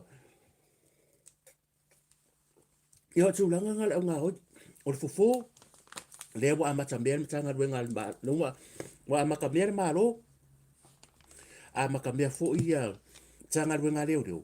Yeah, it's our collective responsibility. O le look after ngai o tu langa fo sa ngai mu. Ya wa ngau ya. A ko ku ngau fa ngau lang sala. Ya makua lang sala. A ko le ya va mere le ngai. Yo fa ngau yo. So le me la vale tupu. Pe a o ina la akele i maku langa fa fi tau di tatu te le mana mia. So le ele o pu fa yo pa. O le ula ka kare o meria va mona. Ia manga ia foi. Ia wa pu fa e vai e ngai ngongi. Alo eli sa pu fa ko ko are fa. Ia au kere fa ko pu fa yo pa. Ia tatu se e mai ua le ngo vai ka kule news ka ko. MS fantastico. Malo. Watching from Madrid, Spain. Wow. Yeah, kia ora talofa and welcome to our live. It's a pleasure to have you. You were watching yesterday, last night, and now you're watching tonight. So kia ora talofa and welcome. Say hello to everybody. She's watching from Spain, Madrid. Thank you for joining our live. If you are a YouTuber, say hello to everybody. Leave a comment and they will get back to you. They will come to your channel and subscribe and leave a comment and a like to your channel. Ua le whatang uina le malanga ale tato o waa mai Amerika Samoa. Malo malo tasinta tauwhanga ma tasinta severe o ko pase kurunga. Ya malo ma se lina si osi whatalo whatu i me leta fili wakilisa pia kule moe atu malo whatai dawa. Ia ole bole au whai. Oh, I've seen a lot, some of our people, e mafua mai because we all different. O au lai leo stangato te whaavivisi. Na o mai tau atu, wale awai mai wa atato tutuila, lona winga. O la utala noa lava au ya tea ua e pule e lo fina ngalo. Nga yei ko mengi ngo vai anga le lai le post ngo kango sia mai, o leu wha maunia mai, e le au vai mai wa atato i Amerika Samoa mamanua. Ia tea ua tōtasi. E le a whaina le vaenga. E whai aso le atua, ia mai iai foi mafu anga tatau. E iai mafu anga tatau. O le kai mikongu lava le ia tatu tutuila ma Amerika Samoa. O le temitonu lava le o lo wha solo mo meo wha unga fo i. Ai o le tele ona ialo fo i e alo wa o nisi e kokongu. Ta lo fa le sa, housewife le sa, lo fatu le fionga ia le atua vau. Ia ma o e fo le tua, ia Josefina, ma alo, fa taila, fio mai ma tala mai au. O le lau confirm mai e leo mai wa atu tuila. Ia te au lawa ia, it's okay. E le a whaina. O la unga ku i o, ai o mai ta wina lava. Ia o loo iai lava la ngona fu i mei no tunu, fio mai o tala mai au. Ia o lawa ia te tau lea. Woka wa ia kunga, ia wa mai fina ngalo o la tau tumua, wa batu fina ngalo. Aire o le wa mai fina ngalo le au waa. O na o le taimi tonu lava lea. Le lau kangola e wakula o side o le merea. A wha apeo le tūlanga wa peo le merea wha unga wai atu akasia i kukuila o Hawaii. Ma o, ia ma le tūlanga la lea. A maila ia kako. Maybe a wha apeo se lengi e tara whea ngai. Lea ngai kukusa kako. Mo i lawa ese, a kusa kako. E wha atu pe fo i tūlanga mea uma me wha pena anyways. Leo wha koi. Ia e pau lava, ai pule o ilo fina ngalo. A para I'm not here langa lo keiloa. Ia manatua, ia ole asek la malanga uma maile le ngu mangkua ai haru kukuida. E keiloa leku sama kako i pon. E rese me ese, mai o kako lava e kasi. Ai pau le mea no ufa ngau sea kuba. Wale au wai maile waka. Ia it's okay. E koe kupu fo le kausanga fo, maybe e mai, ia pe okungi wa ai upo pe invite mai kukuida. Ia why not? O lai o ke ia mea uma o la afa pe paule e ko mengi ngo fia fa popo ia. Ah, bangkua ye pulale o towi e koko mengi fai none of my business. Ai e ko mengi ngo fia fa popo nga tsaka e sua fa la fionga le li palmia. O se wo fa ia tsa. O kere kali ai kere reply ai te ko mengi para lo manga fa la kere because o kai mo fo o kai mo mo. Manino le fa kalanga mo ku unga. A watu wa ata tu Amerika sa mo wa ku ka wala su mo mo su ele top 3 a so lua su ele valu e va a porula ye su ele top ngar ko korwa o la so lulu la o so tolu me Amerika sa mo ma to tolu me i kumwa fai lo le fai no leongo o le ko mengira ka ngakale mga penga sa me fa pesa ka wan pare mia nga ma wange i mix mai mo ke mi wa kwai ia o la ngona uma ye le la ka va ku le sai to le mere o te le fa pe ke ngai ko fingano a fa pe tele mas a fa pe kere mala malama i mo tu ngava ole ele o finga ngalo le palmia pa o lo ke lo me ma fuina le ku pun mere ele ma fainga ka vangi va ase sfulman tu por ku nga kasi ia ko si da fiel mere ole a ko vai mo me o malaita alo le mele le mele relay le fai ko kongu o se la umika ia ko ia la se la umika lo se la umika a ko vai ku ku ka mai ka mo se la umika a fa pe le alu rumaria e ku ires ka makasi lua kusa e piko e kuar kasi pe a fa pe o le fase la umika e piko e kuar kasi piko i ruma e mua leanga o fa ka milonga le media e mua kingir ka ngakare piko e kokong o e o kau ma ua mai le mere ko ko o le seko lea o le si seko lea o le si seko i pua a ku fa kasi se la umika so ka va ko rima le ngai kusa le a pe se la umika sao e kusa leia ai a varu se la umika e le kukusa around la le media around fapia ko si sila le ye ole mere piko ko kongu e laka yuka a le kakarai kai o longo winga e le se la umika ole me kupu ku unga ai se furu va ka mo e fili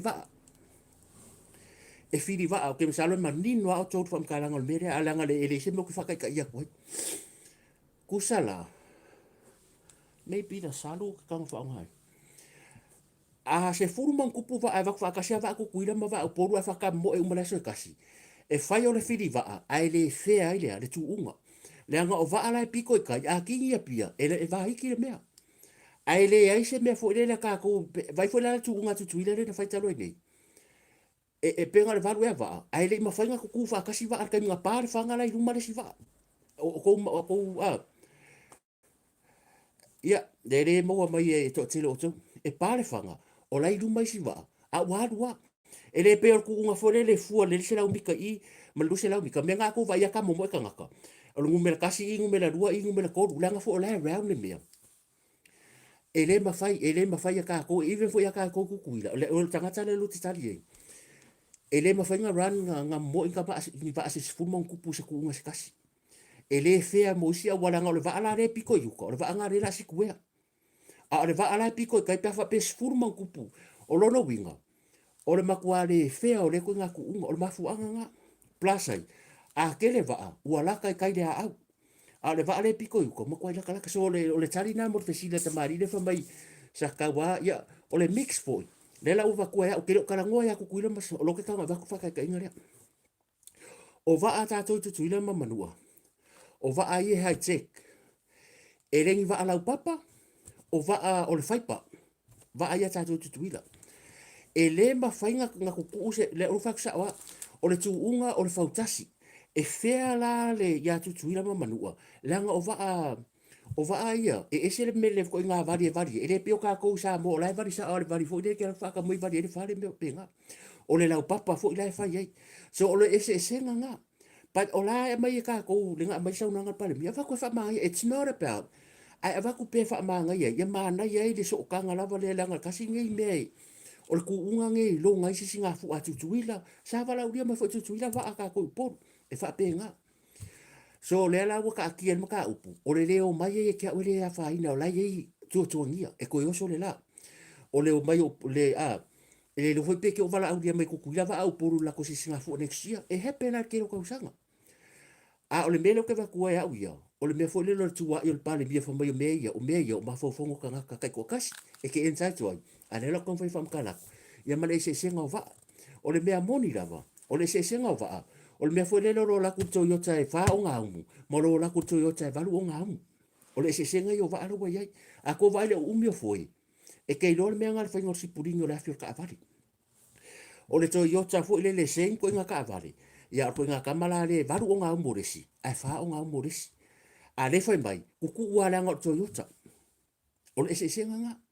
So in the future, o la fuko shift te ka koe kuku ila langa lai, tele te mau ainga. O la mawhai, no, e kanga sui, o le o langa sui. A ka koe kumbua, o la e mo me foi lele o la lava le tūlanga fo e fua, ia wai. Ia ala e lele, a kau wala e manguia, ia pe whapena. A o se upu ia i se vea, o la ke o ke ia uia tutuila, it's okay, a leo mai o la fo i, e whai aso le atua, uporu, wai whapea ka kou, a ngova ailo komengi, e create, I've seen some of the people, they very immature with their comments, le wingo lau kala, e whakupu vevesi, i o wakua lafo upu wha mai, o la lafo upu, but I don't want this to happen again, o ka kou ka makua, e kau kei roa uma o kukuila ma manua ma uporu ma aporima ma savai e kasi o ke rei ropo ngā whioro ma fau ke kango e trio e kau wha ka umai ai e kasi ngā pāware se ngara ai le funga ka ngori sipu o ngā ole meo me fo i lewa meo kau ware lalo lang e kasi aka ko a ole create pe ole mea liang o le whai mai o upu fo i e whelafo ai ia nga pe ale ka ia le fakura uia kala o lo uso le kukuira e fanga umala fanga kukuira ia o ka mai kinge kukuira ko poru ai le ai ma se kanga ka kukuira le sa ka poru ele ai nga e ai u maga ko ngafa a ko vangi ai ele ngo fakure si po ele a to faru penga ku mua pe le ku faru penga kukuira ma mangua ele a ko faru penga kukuira ma mangua pe a ki ai ese faru penga fu o le si foi ku a ko vai kala e ko ele ma fai ele a ko ke fiu ke fai ai bo o no le me fu le ma la vole au vai o le ma le au vai ya te o le sa fe a but you know ka ko ma fai ya ka ko fai se mea se you know fa ngo fie ma le le ala te le au ngā tutuila ya o poru ma manua e ki le fu le au ngā o poru o ka ko fa pe e kai pe ole ainga fu le ngu e le ainga walu wa le mai le kai mi e alu le skai mo ku le mai e ai limbo ko le si ainga me le anga fa ko a mo ska vale a o la fie sira ainga o ka ngu ku la ko ka vale ai a lo fa mai a la fie si ainga o ku la ko fo wuti a lo fa mai ia me le anga fa ko ki ska vale ia se vai le bo ngale ba ku sa ala wo ngo fo ya fa pia ala fie si ainga yo la ru la ko vale sa moa lo watu nu pele. O uke le iro, no, e le ingoko lo ko mele o lo fa ese ko kulma mo never talk like that. O ke rikari yanga mai le ingoko lo ko. Le anga uva ai ku yalo mata ma fa na watu tuila ma manu ma sa moa le ka ku Amerikeri a Amerika. O le sa o mole ka ko e tele i a le ke le fu yalo mata fa na tu moa ma sala fa i ma ka ko i le piko. E kasia a uva ai ku pe al kala sken ku kuila fo le aka alon mang Samoa me nga a fai post se i va nga se me fo le o me al paroka ai o wa sa ke ku fu aku kuila mar fu ai mar fu amrik Samoa because o ke le pe nga ho o mai lo ko le me fa pe me ese ku kuila ese fai nga maro ngai kai pa le fa pe ta to bo le fa ngo bo le ku kuila bo le va ngo bo le ku kuila i ka ke va ai fo le mea ya se nga o le fai parang ya nga marka abunga re ai ka ko i e mo fo ko o lo ke ka wa u ya so la agua ku kuida ai po lo bo se ku fo la ku so le e fai fo sa kai e ku kusa u maka ko ia mela le bo fa finga ngar ke to male bo la wo ke to le ia fa penga but we all the same in the eye of the Lord ia mo tatu tasi kasi ka ko nganga pa wale me ka ese fo le ka nga easy but I love ia awaka ko ke fa penga se ia kilo mai sia ku o lalo langi me foi nga a o mi Samoa e ave mi Samoa tu tu manu ave a wa yo ke ka po ai uma de ruo E o fo la nga va area. Ngo ka pua i langa ile me o mga o e mbuale manu le tau sala. Ma le mako kolo ka mauri. Mana tu e pula o iau va. Because o ke mga o e lifi ele stand e lor ka alonga dis ka usanga fo. A vala au mala ku kuila. A mamanua. Ia la awaku la makwa fi nga wo ya ka ngaka. La makwa fi nga wo ya ka ngaka. Ia ai so ia.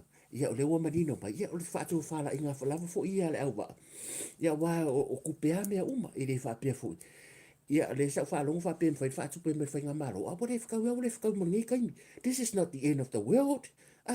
The sun will rise again tomorrow. Ia ai mungi ka wa pe wa so po fo le kai le mo ko vai a kunga wa pe fa pe na. Ia o se o tali mai to pa ia se o tamata. Ka ko se le ma le mata ia fa kai fu. Ia la me o le si din mala au dia me si la mai manino. Si. Ia le anga me o ka ko nga ia la le ia me ia okay. Le singa me o fili va wal me nga mo ku ngal fili va nga ko vai mo ku ngal fili va nga umi foi ele pe o ka mo ya o la tu ke ringi me o kai fa me nga ia ona dato se mai lo le o le mata upu le ke keisa le nga ri foi le stadio ia o lo mangingo ko las falai wa ye fa un fa sinonga ngo fa ka wa ke le o news ma sa mo e na fu to mani no nga ka ko pa ya la ka kia e vala aula mata upule les falele next week o ile la sa bone tari wa la ngai ruaka sanga le o le tau sanga le to fa vai malai i le mata nga nga le sui la na loia ma le tau sanga le misio le loia le ngari ile o si ngari ile le moria fa pe mai bo manga o le ka sanga fa si nga e se merkes e fa area ngari kes e kau ke rola le kari mer fam siong va yaso dia la ngano ba kari mer kal sanga ko fa vai malai o le tar sanga to fa vai malai e sui la ngalo ia ngo nga faira su enga foi le mere la e vai ngala titi la ba yo salo ko e kuku le la butari mer fam sinonga le fionga le tama fam sino ya pali i ro sela la to ma ya fa pe ma ya le tama ta ilo ia ya o le fionga ya mangele ma ilo leone o le sa tu fa pe mai ia ele fai unha sui e ui lava i mafuanga i na avatu o le tulang fu le so tanga le chapipi ia ma le so tanga fu ile nei ele karia fam singonga o le fa pe mo fam singonga ia wa ia wa matua lo na sila fia ile tulanga o me ka fam singonga me fa pe ia va solo kule o le vai so foula e vala a wole keislas falaili e lo ai ba le sanga le misio e ka kere rola pe ka dia fam singonga o le ale ese case a wai rua sanga le o suya loia to fa vai malai ma le fai ko langa mo mau online al sanga le situ e sanga fa te e ave court case e ka ke mau al ka dio me umaya i le sfala le vai fo na paure me le e selo langona ona o le fa pe mo fam sinonga e na tele taria le suyo le loia ko fa vai malai da o fai tau o fai kau ngo kango vai ku ngi usila pe fa kanga nga ya fam sinonga le suyo le loia on me sa wa le ai na pau ale me ai le ya fam sinonga pe a fa pe o se loia o se liko 8 ka go fila ku ko ngi usila ma tau le ni usila fa pe nga fa amerika pau nga se avango e ma fai nga se recommendation al fam sinonga pe a fa pe o se loia o la South Fruit da liko 8 o le meanga ngo ka wela foi ka ngo wango fie do pe mafai ni fa si ngo foi pe mafai ngi usina ma Amerika o ka risawa ele fai ele ya ina ele famasi kusa ele ko nga piral ke sa to lupe o ke sa to lupe na talo sanga to lupe suilanga lo ia o le meanga mer famasi ngo ar ka sanga la ko lupe ko e kolo ko i kuale le mata o se ko se suilanga lo ia o kala nga mer famasi ngo e sui ala ngaloia pure ia po se loia fe ai le ko ko ko fam sinonga but this case is a little bit different it is weird kaimi ai fa mai ya o la fa nga pele loia le o le winga la tala e ka ke fa la ngia fam sinonga is this a fair trial because e lua mafu anga ko kongo meneng o fai kawan o le conflicts of interest male la fo simia e lua mafu anga ma fai inga mas meia le mai i ma le trustinga e kangaka Ngo kanga su engi ni vila. Ma ko kanga su ko ni mafu anga ma fes ka su ilanga lo ia. Ka mai lo me anga lua. O va ko mafu anga bo ele tu stinga lo ia. Lua. E ese so kanga. Ala lo ia mar ka ka. La sa le ia wa ka ku fa fonga uma. Na fa ilo mai so fa vai malai lan po kalami. Ia mafu anga. Ai le pe fo ringa mai. Ua le faaauau ina le afionga tamatai faamasino le tangi. O le nga avako le au. Ele lesi tu faamasinoga. Ai faapea mai e ke kau avea lava se i ho iai. O ngala mea la ngaro fakoi. La ngo foi kau famaingi ke oi se me foi le o se lo ia fa ngale. O ke le rola lo ia le po se lo I don't know. Para ka paungal mengo kawai. A le wingo la kala. I don't think it's fair. E fair. Ya tia I don't know fair lo kala koe because it's not a fair trials. Pe afa pe ke o trusting ala lo ia. If you don't trust la lo ia, ia pe foi se so tanga la lo ia like lo. E ka kawa, but the question is, ai se a menga le declare inga i le lo ia. Langa conflicts of interest ile maka upulea. Mga ko foi o mengi o la ko o loa, o la ko o kangaka o lo ia. Tu lo wate a fionga se matai lo ia o ke le o e fa ala lo ia lava la o fionga. Afa apea le wa will find out the low clients. Ai se anga e le declare inga i le amakanga, e ilo so kanga i mea ia. And then na faamasingoga le o kilokilo mai, o le wa avaku i. Le wa avaku le ala le lo ia kaunga, a sa kaunga piki a kulo o le makanga luenga leo leo e ke whaonga wa le te tū mo leo leo. A avaku la ia oi, e nga e kilokilo le kangaka le ke kula i, pe e ingi so o kanga oi mar kangaka le a, le avaku o mengi e kaunga whailoa. Ia le pe fōringa mai bo o, anga le avaku a ngeila e le tamari i o le ke ku mo ia. E ke le alfa a leo rumo o, a lai tina e si la fia le lei. So o kanga inga baka wharongo ko whailoa mai le sunga. E ke le so kanga. You should never be a part of this because you know you so connected with the people, not only because o mafu anga inga avaku. Ia ngai mo mai ako, but it's your, you know, o so kanga ngai. Sa kaulanga ingo fong whailoa. E le ka kaunga e a ven mele because o le yei mea ia. A le la wa avaku ngai e lau clients, ia le wa avaku e te client mai fu e court, ia ke aula ia. So a whaapela o mengi, or case it's going to be a fair trial or not. Because ele mwhainga whaiswhai ungar court, because ia lo inga la le la whakau ngu lava. Ona o lea, whinangalo whaamsinonga. But wale eisea, lenga waksa wale eisea tatonunga. Ua whai ala whaamsinonga. A whaamsinonga. E lo se whaamsinonga le court o whaamsinonga o le, whawhenga waku le full potential ma le trust o kakaka le ma le spaki. A le wale kar konguinga. A le whaawau lava o ngar court, so o le watato loi, wale kasi le lua keisa le whaamsinonga. E pe o le tau yeini vahenga whaapea e fosi mai ai. E pe fōringa mai pe fōra keisa to e lupe. E pe se me fōre le lau maria le tumaro, maria ko e lupe au kure kumaro. E whamai aia, e le ai e waku ave whaafia sa mangia mori mau. A o le mea e tasi. E pe fōringa me whapena la ka ika kilo ai.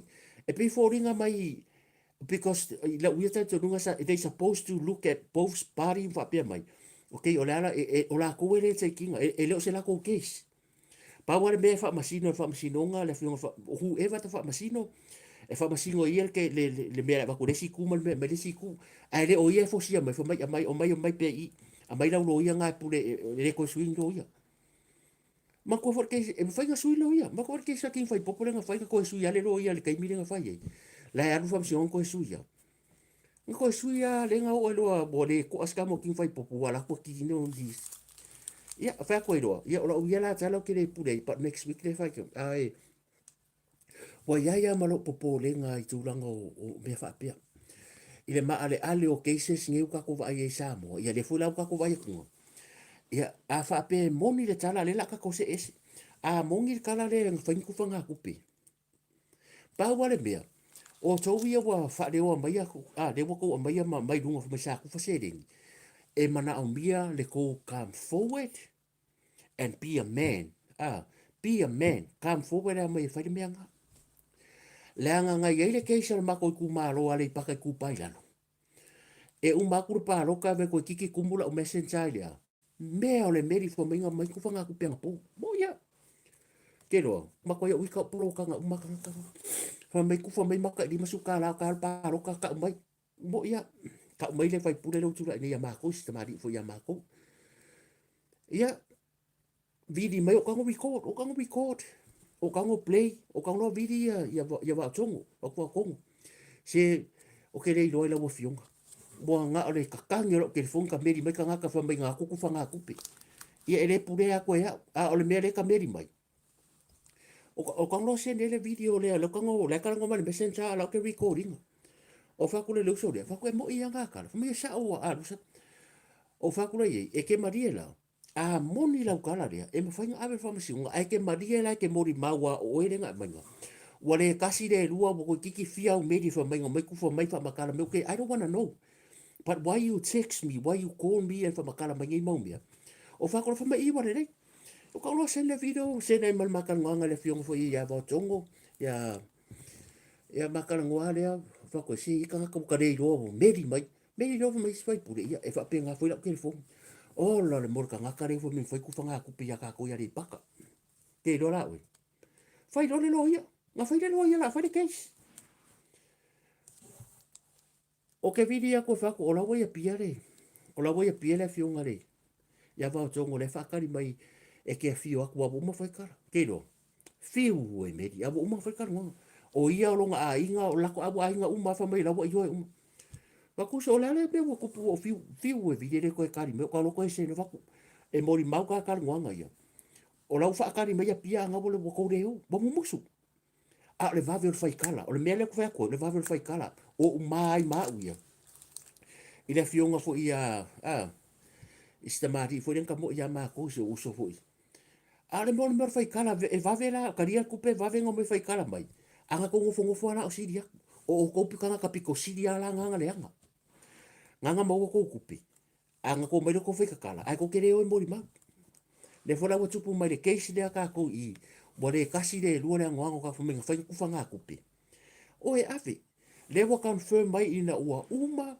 le o le final now wo saud fa unga fa pitoa ina ua mai fai kau ya me fo pre polling singa fai ya po palo ka fa pikoa le ala wa tu mau lava fo la fionga la tu ia o le wingo la tala o le aka ki al fa alo ya la tu ia ala ko ki le media e fai kan I wale pasi male afo palo ko le wa ngi o la saud e pasi male afo palo ka kusa o le merenga sa wangi e iva e afe male lua e afe male lua afe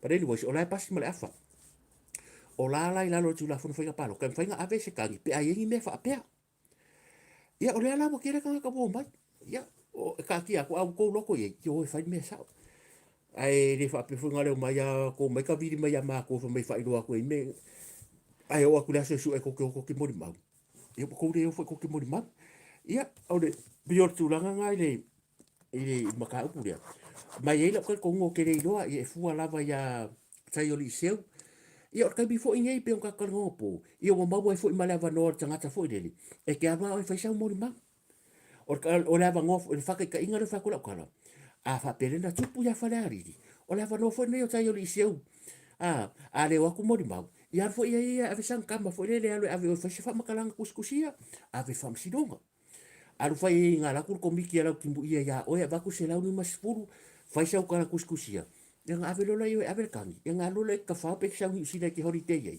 aka kier ke singa la ngala fa kanga wa tupu nga kupu te so fa la ri ia why not now na fa kanga se ka ko kilo la ia ile mea le wa le nga fa kanga le akupu longo winga la po diso na paro mai ko kari kongu a fa pe ave se kangi a tayoli seu ia la ka ko va ai de ngasu le la kupu mere la nga bo kala le vango ua mawhai fo ele fast.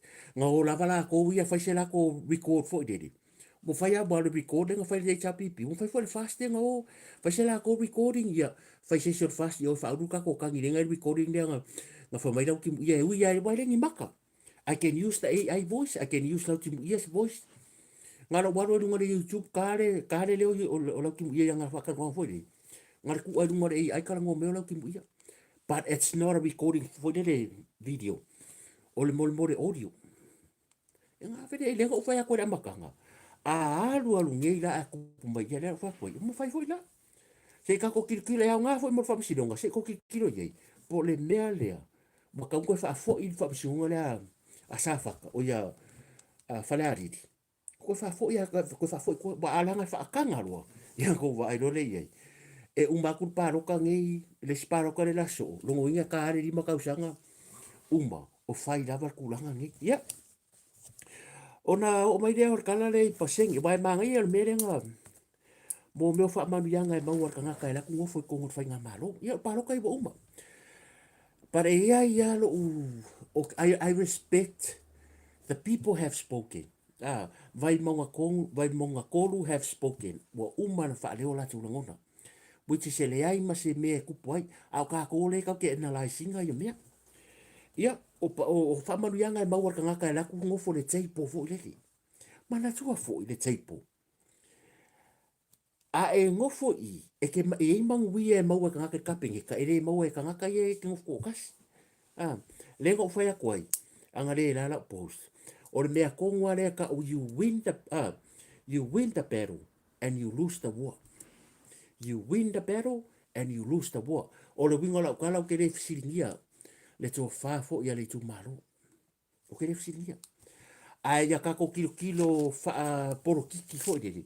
Ma kako kilo fa ile luma na I mo le me ave ile. Le fa mua. Ia ngo fa longa ku le last time. Ele iso wa me ala vai sa ngoi lau timu ia. Ele iso le kufanga poro keki e ko kere ka ko le kumalo le moko me poro keki le last time. Lua o leo ke fa longa ku o le makua kele a wala ngai ngai ko vai lima ma wala ngi ele fa ka. Le ala ke fa koi. A fa pe e alu lau timu a fa pe ku la mai tai o li seu. A alu fa ngamalo. O ke lo le melia. Peke la unga le pale menge, e fia fai mako awala, e fia fa akuru melea, e fia fa akuru melea, e fia fa akuru melea, e fia fai melea. Ai ke le kuangai, ke roi, e peia o mo le, o la fulu menga kaulo, kai peia o mo le mea fu le o le,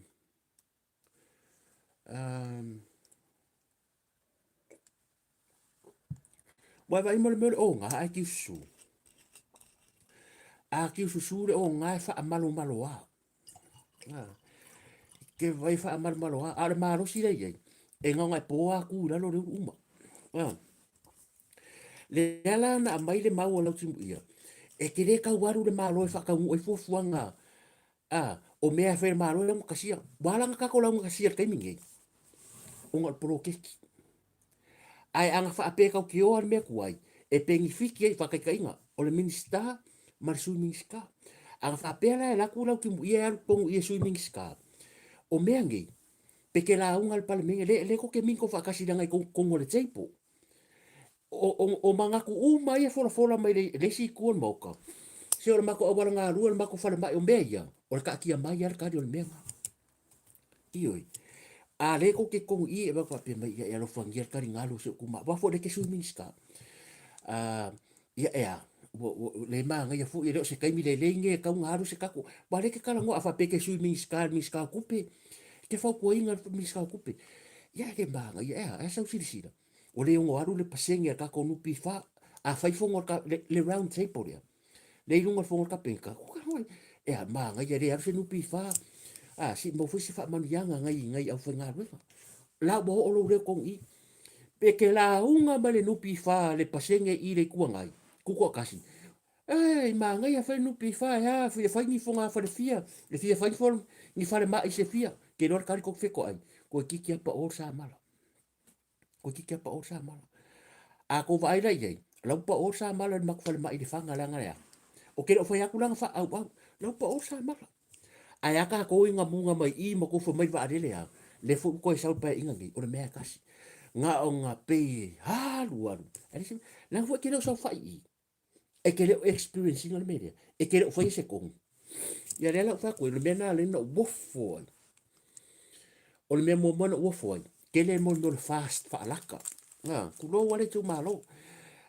mai le nga sa mo fo wo ye fo mai si fast fa laka le la lang ioi e mai si ile la lo langi wo ye e fo I fast fo I wo fa laka e ke fa laka e ke kingo ya e sa ai ke leo ya Jacopo le la langi nga fa penga fo le mele tu pusamo fa penga fo le mele kupu i le ka ko paro ka le tu lo wale tu malo la ko la ngoa i o ai le nga fa ia ia io e i ka nga ka i fo ringa mai fast amo kwa ka fa valea ko ngol ka ko ku malo ia nga ko pe fo le ese le menga ko wo fai le nga ko le manga nga pe la menga le isu mo fa ko po o ia o ngore isu fa pe it's a isu ho le nga fa ko fa ala ka fo le ia anyway se puder ka nga ka ia al mea kasi le factor it's one of the factor le impact le uma fo le ngol paro ka e kau ke lo uma e le ima se sore ku malo le ofia they love ile malo o la fia meia la nga o mea uma ia foi ka mingi e le ku mo o la fia ia e le foi se singa la ku e le o le bingo lokala e le se si fa pen ke ya sang se la mo se fu e le se singa le ke o me foi le malo e cha yo i seu i le cha pipi ke mi ku le cha pipi o nga le fa ki ngon polo keki le fo la usau fiar kongi ai u fale lo e piko sidia nga kele kanga ka fast fa alaka nga yuka o nga yuka o ko nga fa ko nga wenga ria nga ko ko ma faila nga ye isu nga ko nga ka ko ku malo ele o ku malo e isu fa fast le ko le ku ele o ku malo kanga nga e ole ko ke ka alu fa por kiki ya ka o ngol por kiki a ko ya ka nga o ko nga iska nga ka len ko fa ka mo ko fa apili le nam ai for pa ka kor ka mela and I'm hoping it is so fa ko ngole fun fa vai I'm hoping it is so ko sa fa ko fun fa vai le nga ole a makale nga pala lua ko se ka ko amio ele fa ngo fi fo ila res fa nga palo ka le la ye ma le mele le fit filinga malo e suisen fo mo fa le mo vai monga le fa ko fit filinga e fai la e lau ki mu ia se fit filinga o mele o malo e fa ya o le 2 miliona le la fai lau ki mu ia le hai and the winga la kala I respect they all you know le tu malo o uma fai la fa unga a le winga la kala o ke le ka ko mus kanga ka I lo le vai ka ko ka kia la le ku malo aka ko vai le pa election o malo wa ku e ka ko fit filia o le ka ke manga 2 miliona aka ko fit filia kanga ka ku ko kasi le winga la kala la le ke le ka ngoa ku I le ku malo le vai monga ko o lo ke ka ngoa I tu malo uma ke fai la ko pa election si le ka mi le la sa e fa fea ole yukar fa alaka lo ku le kiu e kala le 2 milion ala ngare fa ko singa me yo le ya tsau but if you think about it angare kula I fast e le se me fa pe mo e le se me fa pe mo se me fa pe e le se me pe angare kula I fast so o fera ni me fa pe ka ke manga al milion and then you pick somebody else ele make sense e ma ko ele makes e o fa se la di mas furu de ele fa pe fa ya ongi me fa ko singa paroka para anga fa pe kula mengi se vai ngala ku furfula you know it doesn't sit well yet ya o lo waru kala ku pe le la fa de si media ale ese le me nga fa ku le ai ma se nga di ma ka usanga because ele o le winga lo kala ele fa nga I kongol pa e ala nga ka udia ka nga ka yeri ku nga mal o kai me pa o kai mi fo le la nga yela ko kiu ke fa fai pure a o mea mai o le running o le malo e fai le malo le I e le fai se kukua kasi e le fai le cha pipi nga paware la ko mele la fai nga le mai dungo o kala nga mai dungo me foi for mai mele la ke doa ma mai fa le anga le malo a o mea tau te manu ia terminate o le malo nga mo se wi paero le fast te kausanga ke ngi nga mo se wi paero kako ma nga mo ke le ke ko ia o le mea nga fa koi o te fia o te tadia le unga o fa ra ia te lau timu ia but you know sometimes we have to teach our people to understand le me ka nga ku la nga le foi nga mai e ko mo fa mai le mo ku per politiki a re nga fai ka nga kan ku mai o le la le manu ia le ia a fa pe la nga ring ka ko ka nga o wala ia e ma fai a fa pe la ngi ia lau timu ia ke mo su mi ska po la sanga pe fa pe ku mai e vai anga ka sanga mi ska ia e alu fangia po fongo ka pingeka o mako a wala wa fia ka usanga lo fa mai a wa fa I fa unga e pe o le vevesi o parmengi e le fa ko nga vevesi al parmengi pa yo mele fa ku mele yo nga be fa ku o la le ka le mo ka kia mai Mai e fia whaire mea, e fia whaire mea, le kua ngai. Paha war kari al maro man miska, ka kia mai. Ioi. Ia ngā pia fia whakua. Ai le se me kupu. A o ka ngaka i le maro, o la ko le whasua se rei. Mai o la ko la e lufi lufia. Ka kia kula, pēla kula ia lau tim ia. Le sui kuko kasi. E whakingo le meleng foi mai ei. Bai langu kasia me ia, whale a onga. E fua i a vaku karusanga. E re whai e le malo wha pēla a whawhala o ngā i whawhala o nei e fua le malo. O ngā ko kei roar kari o me ia. Ngā whai whakasi mungi whale ango Samoa, ngā whai whakasi mungi au wala o Samoa, whai whakasi mungi paipa o Samoa, ngā whai whakasi mungi mea. A e rei ko kongura le malo, a la koe ngofo i. Ia ngā pawanga. Ngā loko whamakala, o le mea kau development o mea ia organisation ba, mea ngā nothing. Mea kau economy mea ngā ngā umanga kara ngoa pe lalo, e ngofo i lalo e sau whare. Iri rā ringa i le malo mea ngā. Because I'm o le accountant, o le lawyer, o le mea kau whape, o mea ngā. Ngā o upu ngā e mai numa. Ngā wako e pale mengi. Iri rā ringa le malo. E rāne le malo le pale mea malanga penika. Yeah, anyways, ua pasi le maka upu. Ia o te masalfu e rare toi o i estala no. O lea lava o pa mai. Ia, mawhaikaria lava la ko. O leo whiwhiria le fionga le tamata ia tapunuu. Pito vao manaia. May Day. Ia o whaletua leo Frankie ia po la ufu i ona le pisinisi lea. Ia o ia leo whaima president o le Samoa Association of Manufacturers and Export President. Ia o ia o ia toa tele lava. Ia leo whiwhiria hoi lea tamata. Ia, e whaima a kau kere isi e mana maka upu lea. Le maka upu lava le palo, kasi avaku le skama i mea. Le whainga maa lo mal kako. E le kakaunga koe e awai se pule ngu. E le kakaunga koe iai se sui ka mai ka i o le maa lo. Mangisi o le sui wha avai, fong wha avai. E le kakaunga koe iai ko kongo se komiki a se sui kau wha. Pe fast po lea, e le kaunga koe iai kongo se komiki. Ia alo ese mai ka ngaka whainga ruenga i le maa lo, pule ngu. Sui ka mai kai, o ka ngaka iai ko kongo i le maa lo i kong wha avai. E le kaunga koe e awai kongo i komiki.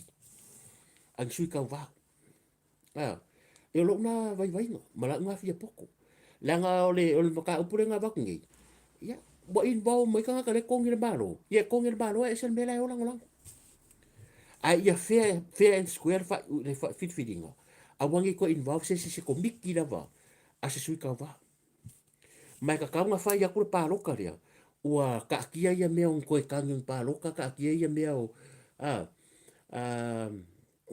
me yo kupe me yo ke salo alu ava pe pulo era vango a fia lo ku fa kupe ma ia fit ya ka ina ya wa ku fa fo ia le meale mo ka o le fa fika au dia Samoa mai le kelo kausanga o le fa fika au dia mai kelo kausanga e fa o ala fit ngal fang pia ma fa ma mo ai ni ko ka ya la e pe ko ya ngi ya lo le fa ma mo dia ma fang pia ko bawanga o le mele fo o le kako ku o lo masani mari mele o le mele o le fang pia mar falawa mari se fa ngi me fa ka war ko fa di ai o le mele o le ai fa ka wo le kofi oi nga fa ka o le kofi o le makua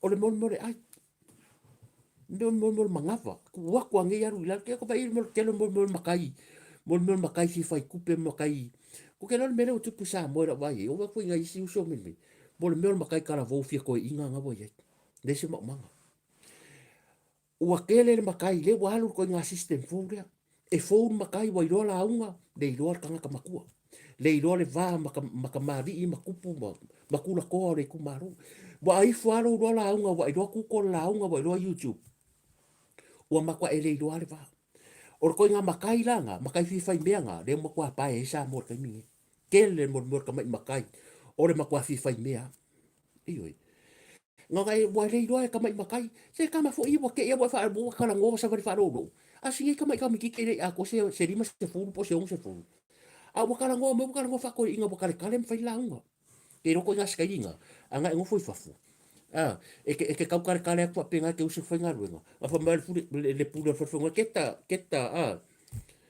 ya nga ele Mo mai ka winga ke longu. O vai fu inga isi ta mari mai singu wa. O fa fi ka uti da fa le. Ua makua yalu le ako ka mai makai a ke fa o leo pio ko inga. So le o isi ka ke maku pingi ko inga fo le. O leo wa kule pusi de vai o le ia po leo wa se piu e fa longo ka ngaka fo ie. Ai le ila ya se ele pe ya se lango se la unga. A o le meo le ilo o le va di a va. Pa wa le o kala ro ka ma hu kia. Mai wanga nganga le kero fa le poru ma kamari. E po le ele ai se kula fa le ilo la unga. Ai a ele ilo le va. Mai mau kai. Ka ko vai le kai mingi. A fai fa kau o ma ko e pa ia o masangira ku e pa ia fa kau e pa ise la unga. O pula vai ia. Ai ka ki roa. Se ka ki roa fa kau fo le ki roa la fai. Awa a fai o le ngu. E loa le ngu ia la ko sa fa inga. O le kai mire la unga ile foi fale le ku la fale wai. Ale me la we. Wa e fi nga wa kwa fa kau ke fa ro kunga wa ma kwa ile fi kau ia. Ala nga le ke fia fai mea. E ke fia la unga e ke manga oia. E ke fa malo ke manga o la me la we ai. Ia ava ko e fa ka la la fo o makai fo le mai sorry. Wa o ki ani fa mo e nga le fa ka la la fo. Ioi. O le mea langa o finga o vale isi. E fia la unga. Ua fua awa e ia. Ka ngaka mako kua. Ma ua rei roa ile ba. Ma ua fai e ia iswa penga fo. Ioi. Ua fai e ia ma isi mea fo o lalo langi. O ka ke hoa iei. Mo kako wha alungo iei. Ua ke lea mau mea fo. Ia.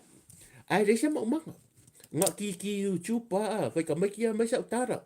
Sa roa ki re YouTube kusi la unga. Ia aku fongor ngu. Pare roa makai makua. Whao maroi mea uma. Ia le mea nga. Kere makai. Se o ia whain ko manga sori. Kwa kou la iki kere. Se vai ma malu ko inga yaso la. Ko vai koe ai kua mai se ko inga. Ar ko inga rea. O la se manga la iei. Ko ki se lau wha ngau e whakau karon ma ke ki ar mere i ka ko ngi. Aka vai ko ngi iei. So re whako arima se furu ka ongo se furu so lau wa kua kare me pio ko inga. Aisea. Bo over mon ai yafu. Ia le va ko vai ko fa masero skamala lua. Skamala lua.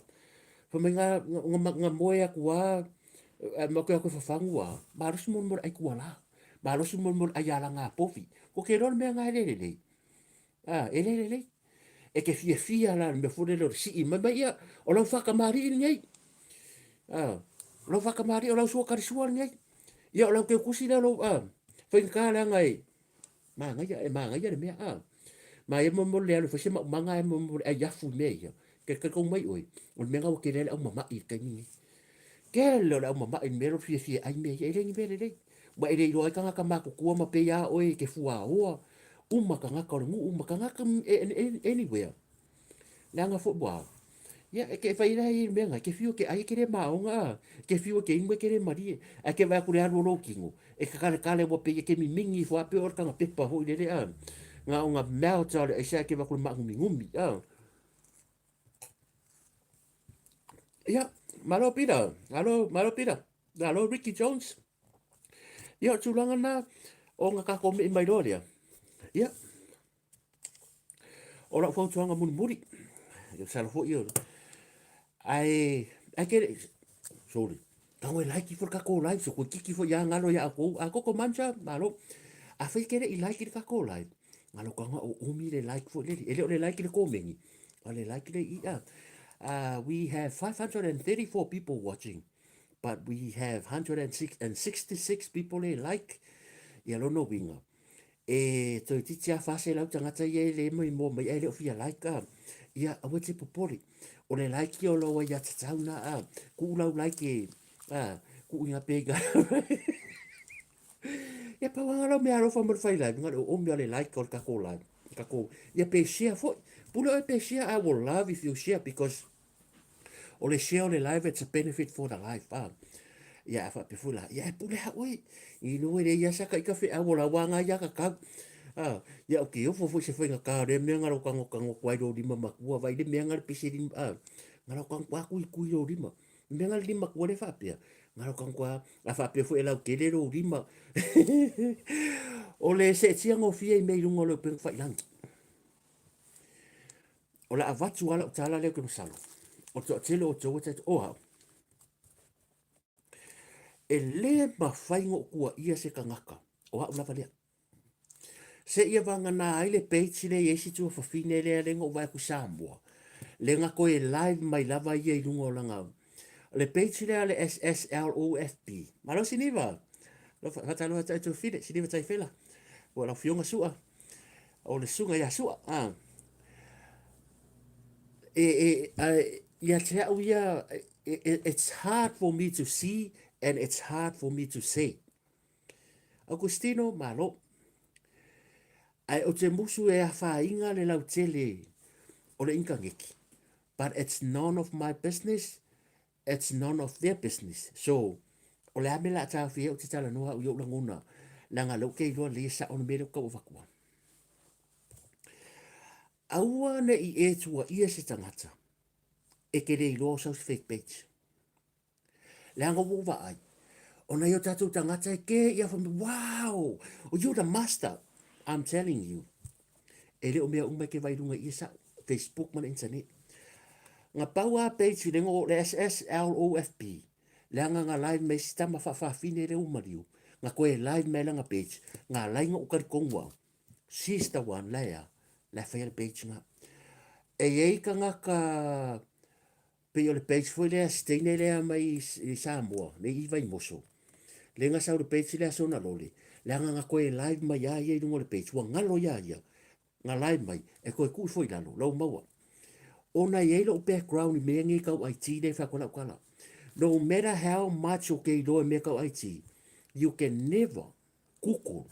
Mo fa ngal me le ka ole IT le address or IP something whatever they call, you guys call it. Ele ma fa nga ya le Google le kango ka se me. E lua me e lewo ye le Google le ai lewo ye no saluto si si le ya. O le Google le ai. Lewo open it. Kusa le wa help wal me sai mo sa link a le mamau le link o le kaiming e le kuko lawa yai e le ngaka o le AI and all ma koe e le me ka o le AI and all ma news o lo ua tatu o la uia you know ya kia sio i wala ke lo i tatu fo i lea o la utu alalo a wane i vave re kako ua kuwa isi kangaka o nga wafa mai kangaka nga whainga nga su enga o kangaka rea when you see someone from my wo fai au su enga I'm telling you ele ai ma se kangaka no one o kangaka i fai me se i vanga ngā lava me ka o professional IT or somebody e ma fai ngala ko su e mai mea peila o me ka o professional hackers ma me ka o kangaka fu i e ia me o ke lo omi a se uporo ka ngo su ese fake page ele fai o fai e ma fai langa o isi kai me sau me ka o assumptions e ke kango va ai kuskusinga ka ngaka ke va kunga kusinga ti mare o ia e kusinga le more ile ila e pipi i por i en le o se o en se ia por o se pipi fa kasi me ia ka o ka ngaka le o la analyze ka ngaka ia nga tiro kira fa pe le kuskusinga le kusa it doesn't really prove ile court me ia that person what ia e unga fake page le peke ambai ang kuskusinga fa se la wa fe fa pe kusa le kuskusinga me kuskusinga nge you can never prove or kangaka lea and then you kuwa yes kangaka lua a fa pe or su enga le fa fa lungo le kuku I'm telling you it's a waste of time awalangi ko i yo e kele to fila ere pura ko o le mele o omi o le kuku ere ingi be special la langi e special sesi everybody go to the kuku e fai au su enga a le kuku po ko lo uma e su e mai e omi be fo ye nga link mai e le everything for e o fo ya kia if I mention something fa apea ko I mention se me ai lunga ro public e link mai me mai o le time nei o lo wa ye le me ka o le Google AI and then wa ye la ka ngora ba fa la lunga Google wa ye le AI Google wa ye le la wa me le app lo fo nganga de se fa ya tu ai ele o le app o le Google e fa apea lo na fo ringa let me check let me see you o le meta AI ya lo fa ku le lo la fa peke mo wa mai se senga Ya. O ke longa ko fa nga uma. So se kai mia la, le ko ngeki fa kasi. If I mention pa kai nga, o le ko su ya pu fa ya le uma pa fa. Ala ka su ya pu fa. Pe ya pu fa a. When I typing le la ko nga type o pu fa i de sau o pu fa i de sau de page le de page le. O ka le post lunga i ko ke roko. A ka nga ka pu fa i lunga ko. E link uma po ai lava kanga kanga la ko tai pinga re ngo pufa e apia uma mai lunga i and then you go right hand side three dots e alo su e link e ila le search engine nga ye alo su o me e link e le ma fa infa pe mai bo ko fa pe mai o na cho pufa o la winga la tala malo fa lo na yo tato a inga mana ya wo boy fia mai la le tala no tu atu aua nge i wawe se e kia oko. O le sawa o lefa mai o le merea, nga kukar kong mai. Because o le lela ka ua kua. O le internet. Yeah. Peke ka lea luk wako le lainga. Kuso le internet o le lainga. Kuso o le net. O le internet o le net. O au mea umanga e whai lau Facebook. O mea e whai lau Facebook. Le lima se lau su tasi le mai mua mai mamano le tunu. O kako mea umai e tai plunga e o lau ko mengi nga ko mengi mai e. Pe tisa pia ka e au. O la waring umai lunga le internet. O lunga i le internet. O le owninga. O le Microsoft. It's a big company le la ko running. E la mea ka u. Pe o le ISP provider. Pe o Vodafone. E mea umai ya. E whai la ko mea ka u. O la ko firewalls. E e foi la ko IT. E manitoa inga in and out. A kasi ale lenga le internet. A fa peranga le ke Vodafone ngai providing le Vodafone na internet e ke aru langa o ko aru i runga so everything e ke uia ko i le Vodafone ngai le pe ke YouTube pe ke TikTok o i lava le provider le ke ai pe ra ma ko e se company le ma ko wifi a wa ia 24 hours ala wa la tara langa e fudi la tara ke mi uma le ko ko ngia ko fa ko fudi ala e ole unlimited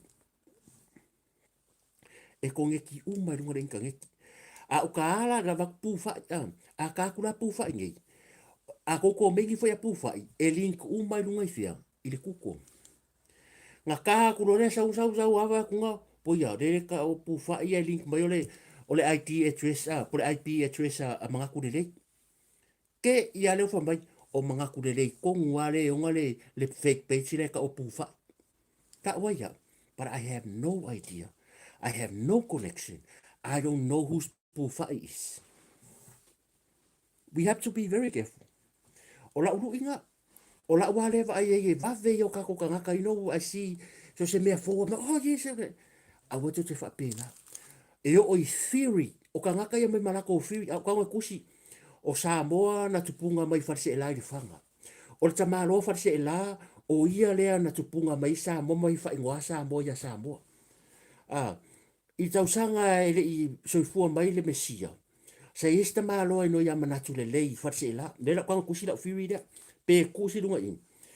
Na rula le manatu le lei bu kala nga fo pepe. O na usu atu le ai sala fai le tino le alo le o le ruatu i o le alo tu manu fa solo mai sa ya tu fiti. O na to sa le ya pupu fai. Malola ia fa nawe e pupu fai ya pupu fai. Ko ma wo mela le alo le sfile le. Na usu ya pufa ya i o fea i lalo konga ya king kau mea king kau fahau ya whanau lata matene mo mua na ya whaingoa ina Samoa whaingoa lata matene no ya pufa o ya hui ya pupufa o ka ngola le ngalo ka ngoa share la mele pe share nunga i po ke share inga nunga i pe share TikTok a public pe ke share inga nunga le YouTube. Let me tell you this. E nga kukoa ka ngaka o le ka ingo ya pufai. Sa unga fa mai. E link uma me pufai no fanga ua pufai la kuila lokonga sa unga la le oki waka ngungi usila la kang faku. E link ka lo ungo. Ko mengi mai lo maoko. Mai maro ka sen pufai. I related to you because le ko mengi mai. E link uma o kusala. E o aku uma ko meia ai leka o IP po e link o. e nga sa wal ka fa mai o le link mai le ngole o pila lem sem o le von fa mai ya i pila lem sem bolong ka sengi ai ya o fanu manongi au le mo ya o esta o erolini o iri si o ilunga kuru o se le ko mengi mai maropo fa o nets makafi ya o le upena le ala ko mengi mai ma le lilo ko mangaku o le you only joke ai ma ke ka sengi mai ma au fai ko sa loa uma pu fai o pupu fai ale ko wo ya au fai ko so ko generation mai mo ke ka sengi na ma au fai la la ko mengi mai au fai is my cousin ai liki rungo o le ka su el fake page le ke ya uma wa ku ai ese men ka ko kala ngo o len ka ko kala ngo media so ya ka ko fai ke ai e le sa war ka ku si mesianga mele wo uma wanga ya pu fai po pa fai ya po au fai bai mo ya po lo que fa ko ya pa pu el sala ya ka ku nga ma ko because I don't like this kind of thing e mo e le ya mo se so ta to mo fa lo fa ko no o ya ku le po ngai su ya ola pi de millionga kala e mo e ke fiu e ke aru o se i wanga ngā wa so lia se tū la fono ai manga amia leo can ask the court e a mai se ora e su ei oi fai ngō fiela e loa mai le Vodafone ka ngaka i onga page sia fai ngō fie e loa fo e Facebook e loa TikTok ai le fai ngā releasing a mai le ma fai ngā se i wanga ngā wa waku se ora i le court e fai ei ia o mo rola yo kalanga nga faria e o mo folowa mo so folowa mo fari fari ya fari fari no ka ko ka lo ya manu ya malo lo ngi manu ya malo lo nga ta tu na ya lo wingo la ta fu sita to tu langa bo va ai wa sa tia fo i ni sua fonis a wangi o le upulo te fa nga ina o woni ta ina fa ai o ma ta tu e se mea fu le wingo lo tala fu le ke le ya ina lo to fina ngalo but when you o lo ko mengi ai apiu sa ngi sikangaka o le puli le menga o le pulling online it's not acceptable we have a crime unit in Samoa if you blame somebody you have to prepare yourself e ke sam ke kari yang mea e ke kari mea because we have to be very careful we have to be very careful ka ko me fai ia ona o le puipuinga lava mo tātou ia o ele manatu ia o le ase wia i fale mua pe se fale va ai ia le ai o le ase di offer fo lang o le tātou fatau tainga nia fiafi o le wa kuer kau kai ia wa i fo i kia longo ia ia mang singa ia po wai fo ko sivi ia wa uma le tātou e vanga nia fiafi e ele manatu ia e po to ale tau tai ai le atu ai o lona sa e fo kai me wa kwar kala i wa ku ia ele tal fia ngai mal fa fonga le tunu ia o ia o le tau mafaya ele o se fai ni foi le ia ka mafaya fa pe we se upu le longo mari ia po wale tau ta mari i lau fa fonga ia pe u fa sala fo i le pa le ne fia fi lau sila mai mo ia la fo ia fonga va tele o le tu fai tamba ia e ma ngalo se fa le tono mo ma nga nei po va ftai le tato a we vai tupu mata mari o se tato atu va fkai ko weva ko ke sua fa ta mari ia mata ngo fie ka ko vai vanga fo nei fia fia manatu ia le wa via le sa ia fa ava no lo fina ngalo wale upu fo la le tu le aso ta yau ia pa ia lau fai ngā ruenga ia ko mai le langi ia fulo senga ula ia uku pupuinga fo ia aru malemana lele malemana le upo le tua ia wa fo le au ka whaalong ka kāre la o ngā po ia e manu ia tele le upo fola le tua tai au manu ia malolonga nei po ia koe maua fo iskako o i le sa tai au ai whaftai lau lang lango whaftai lau like whaftai lau ko mengi a lofa te le atu mo o tō manu ia malolonga nei po ka ki te ano have a good night God bless so far so forth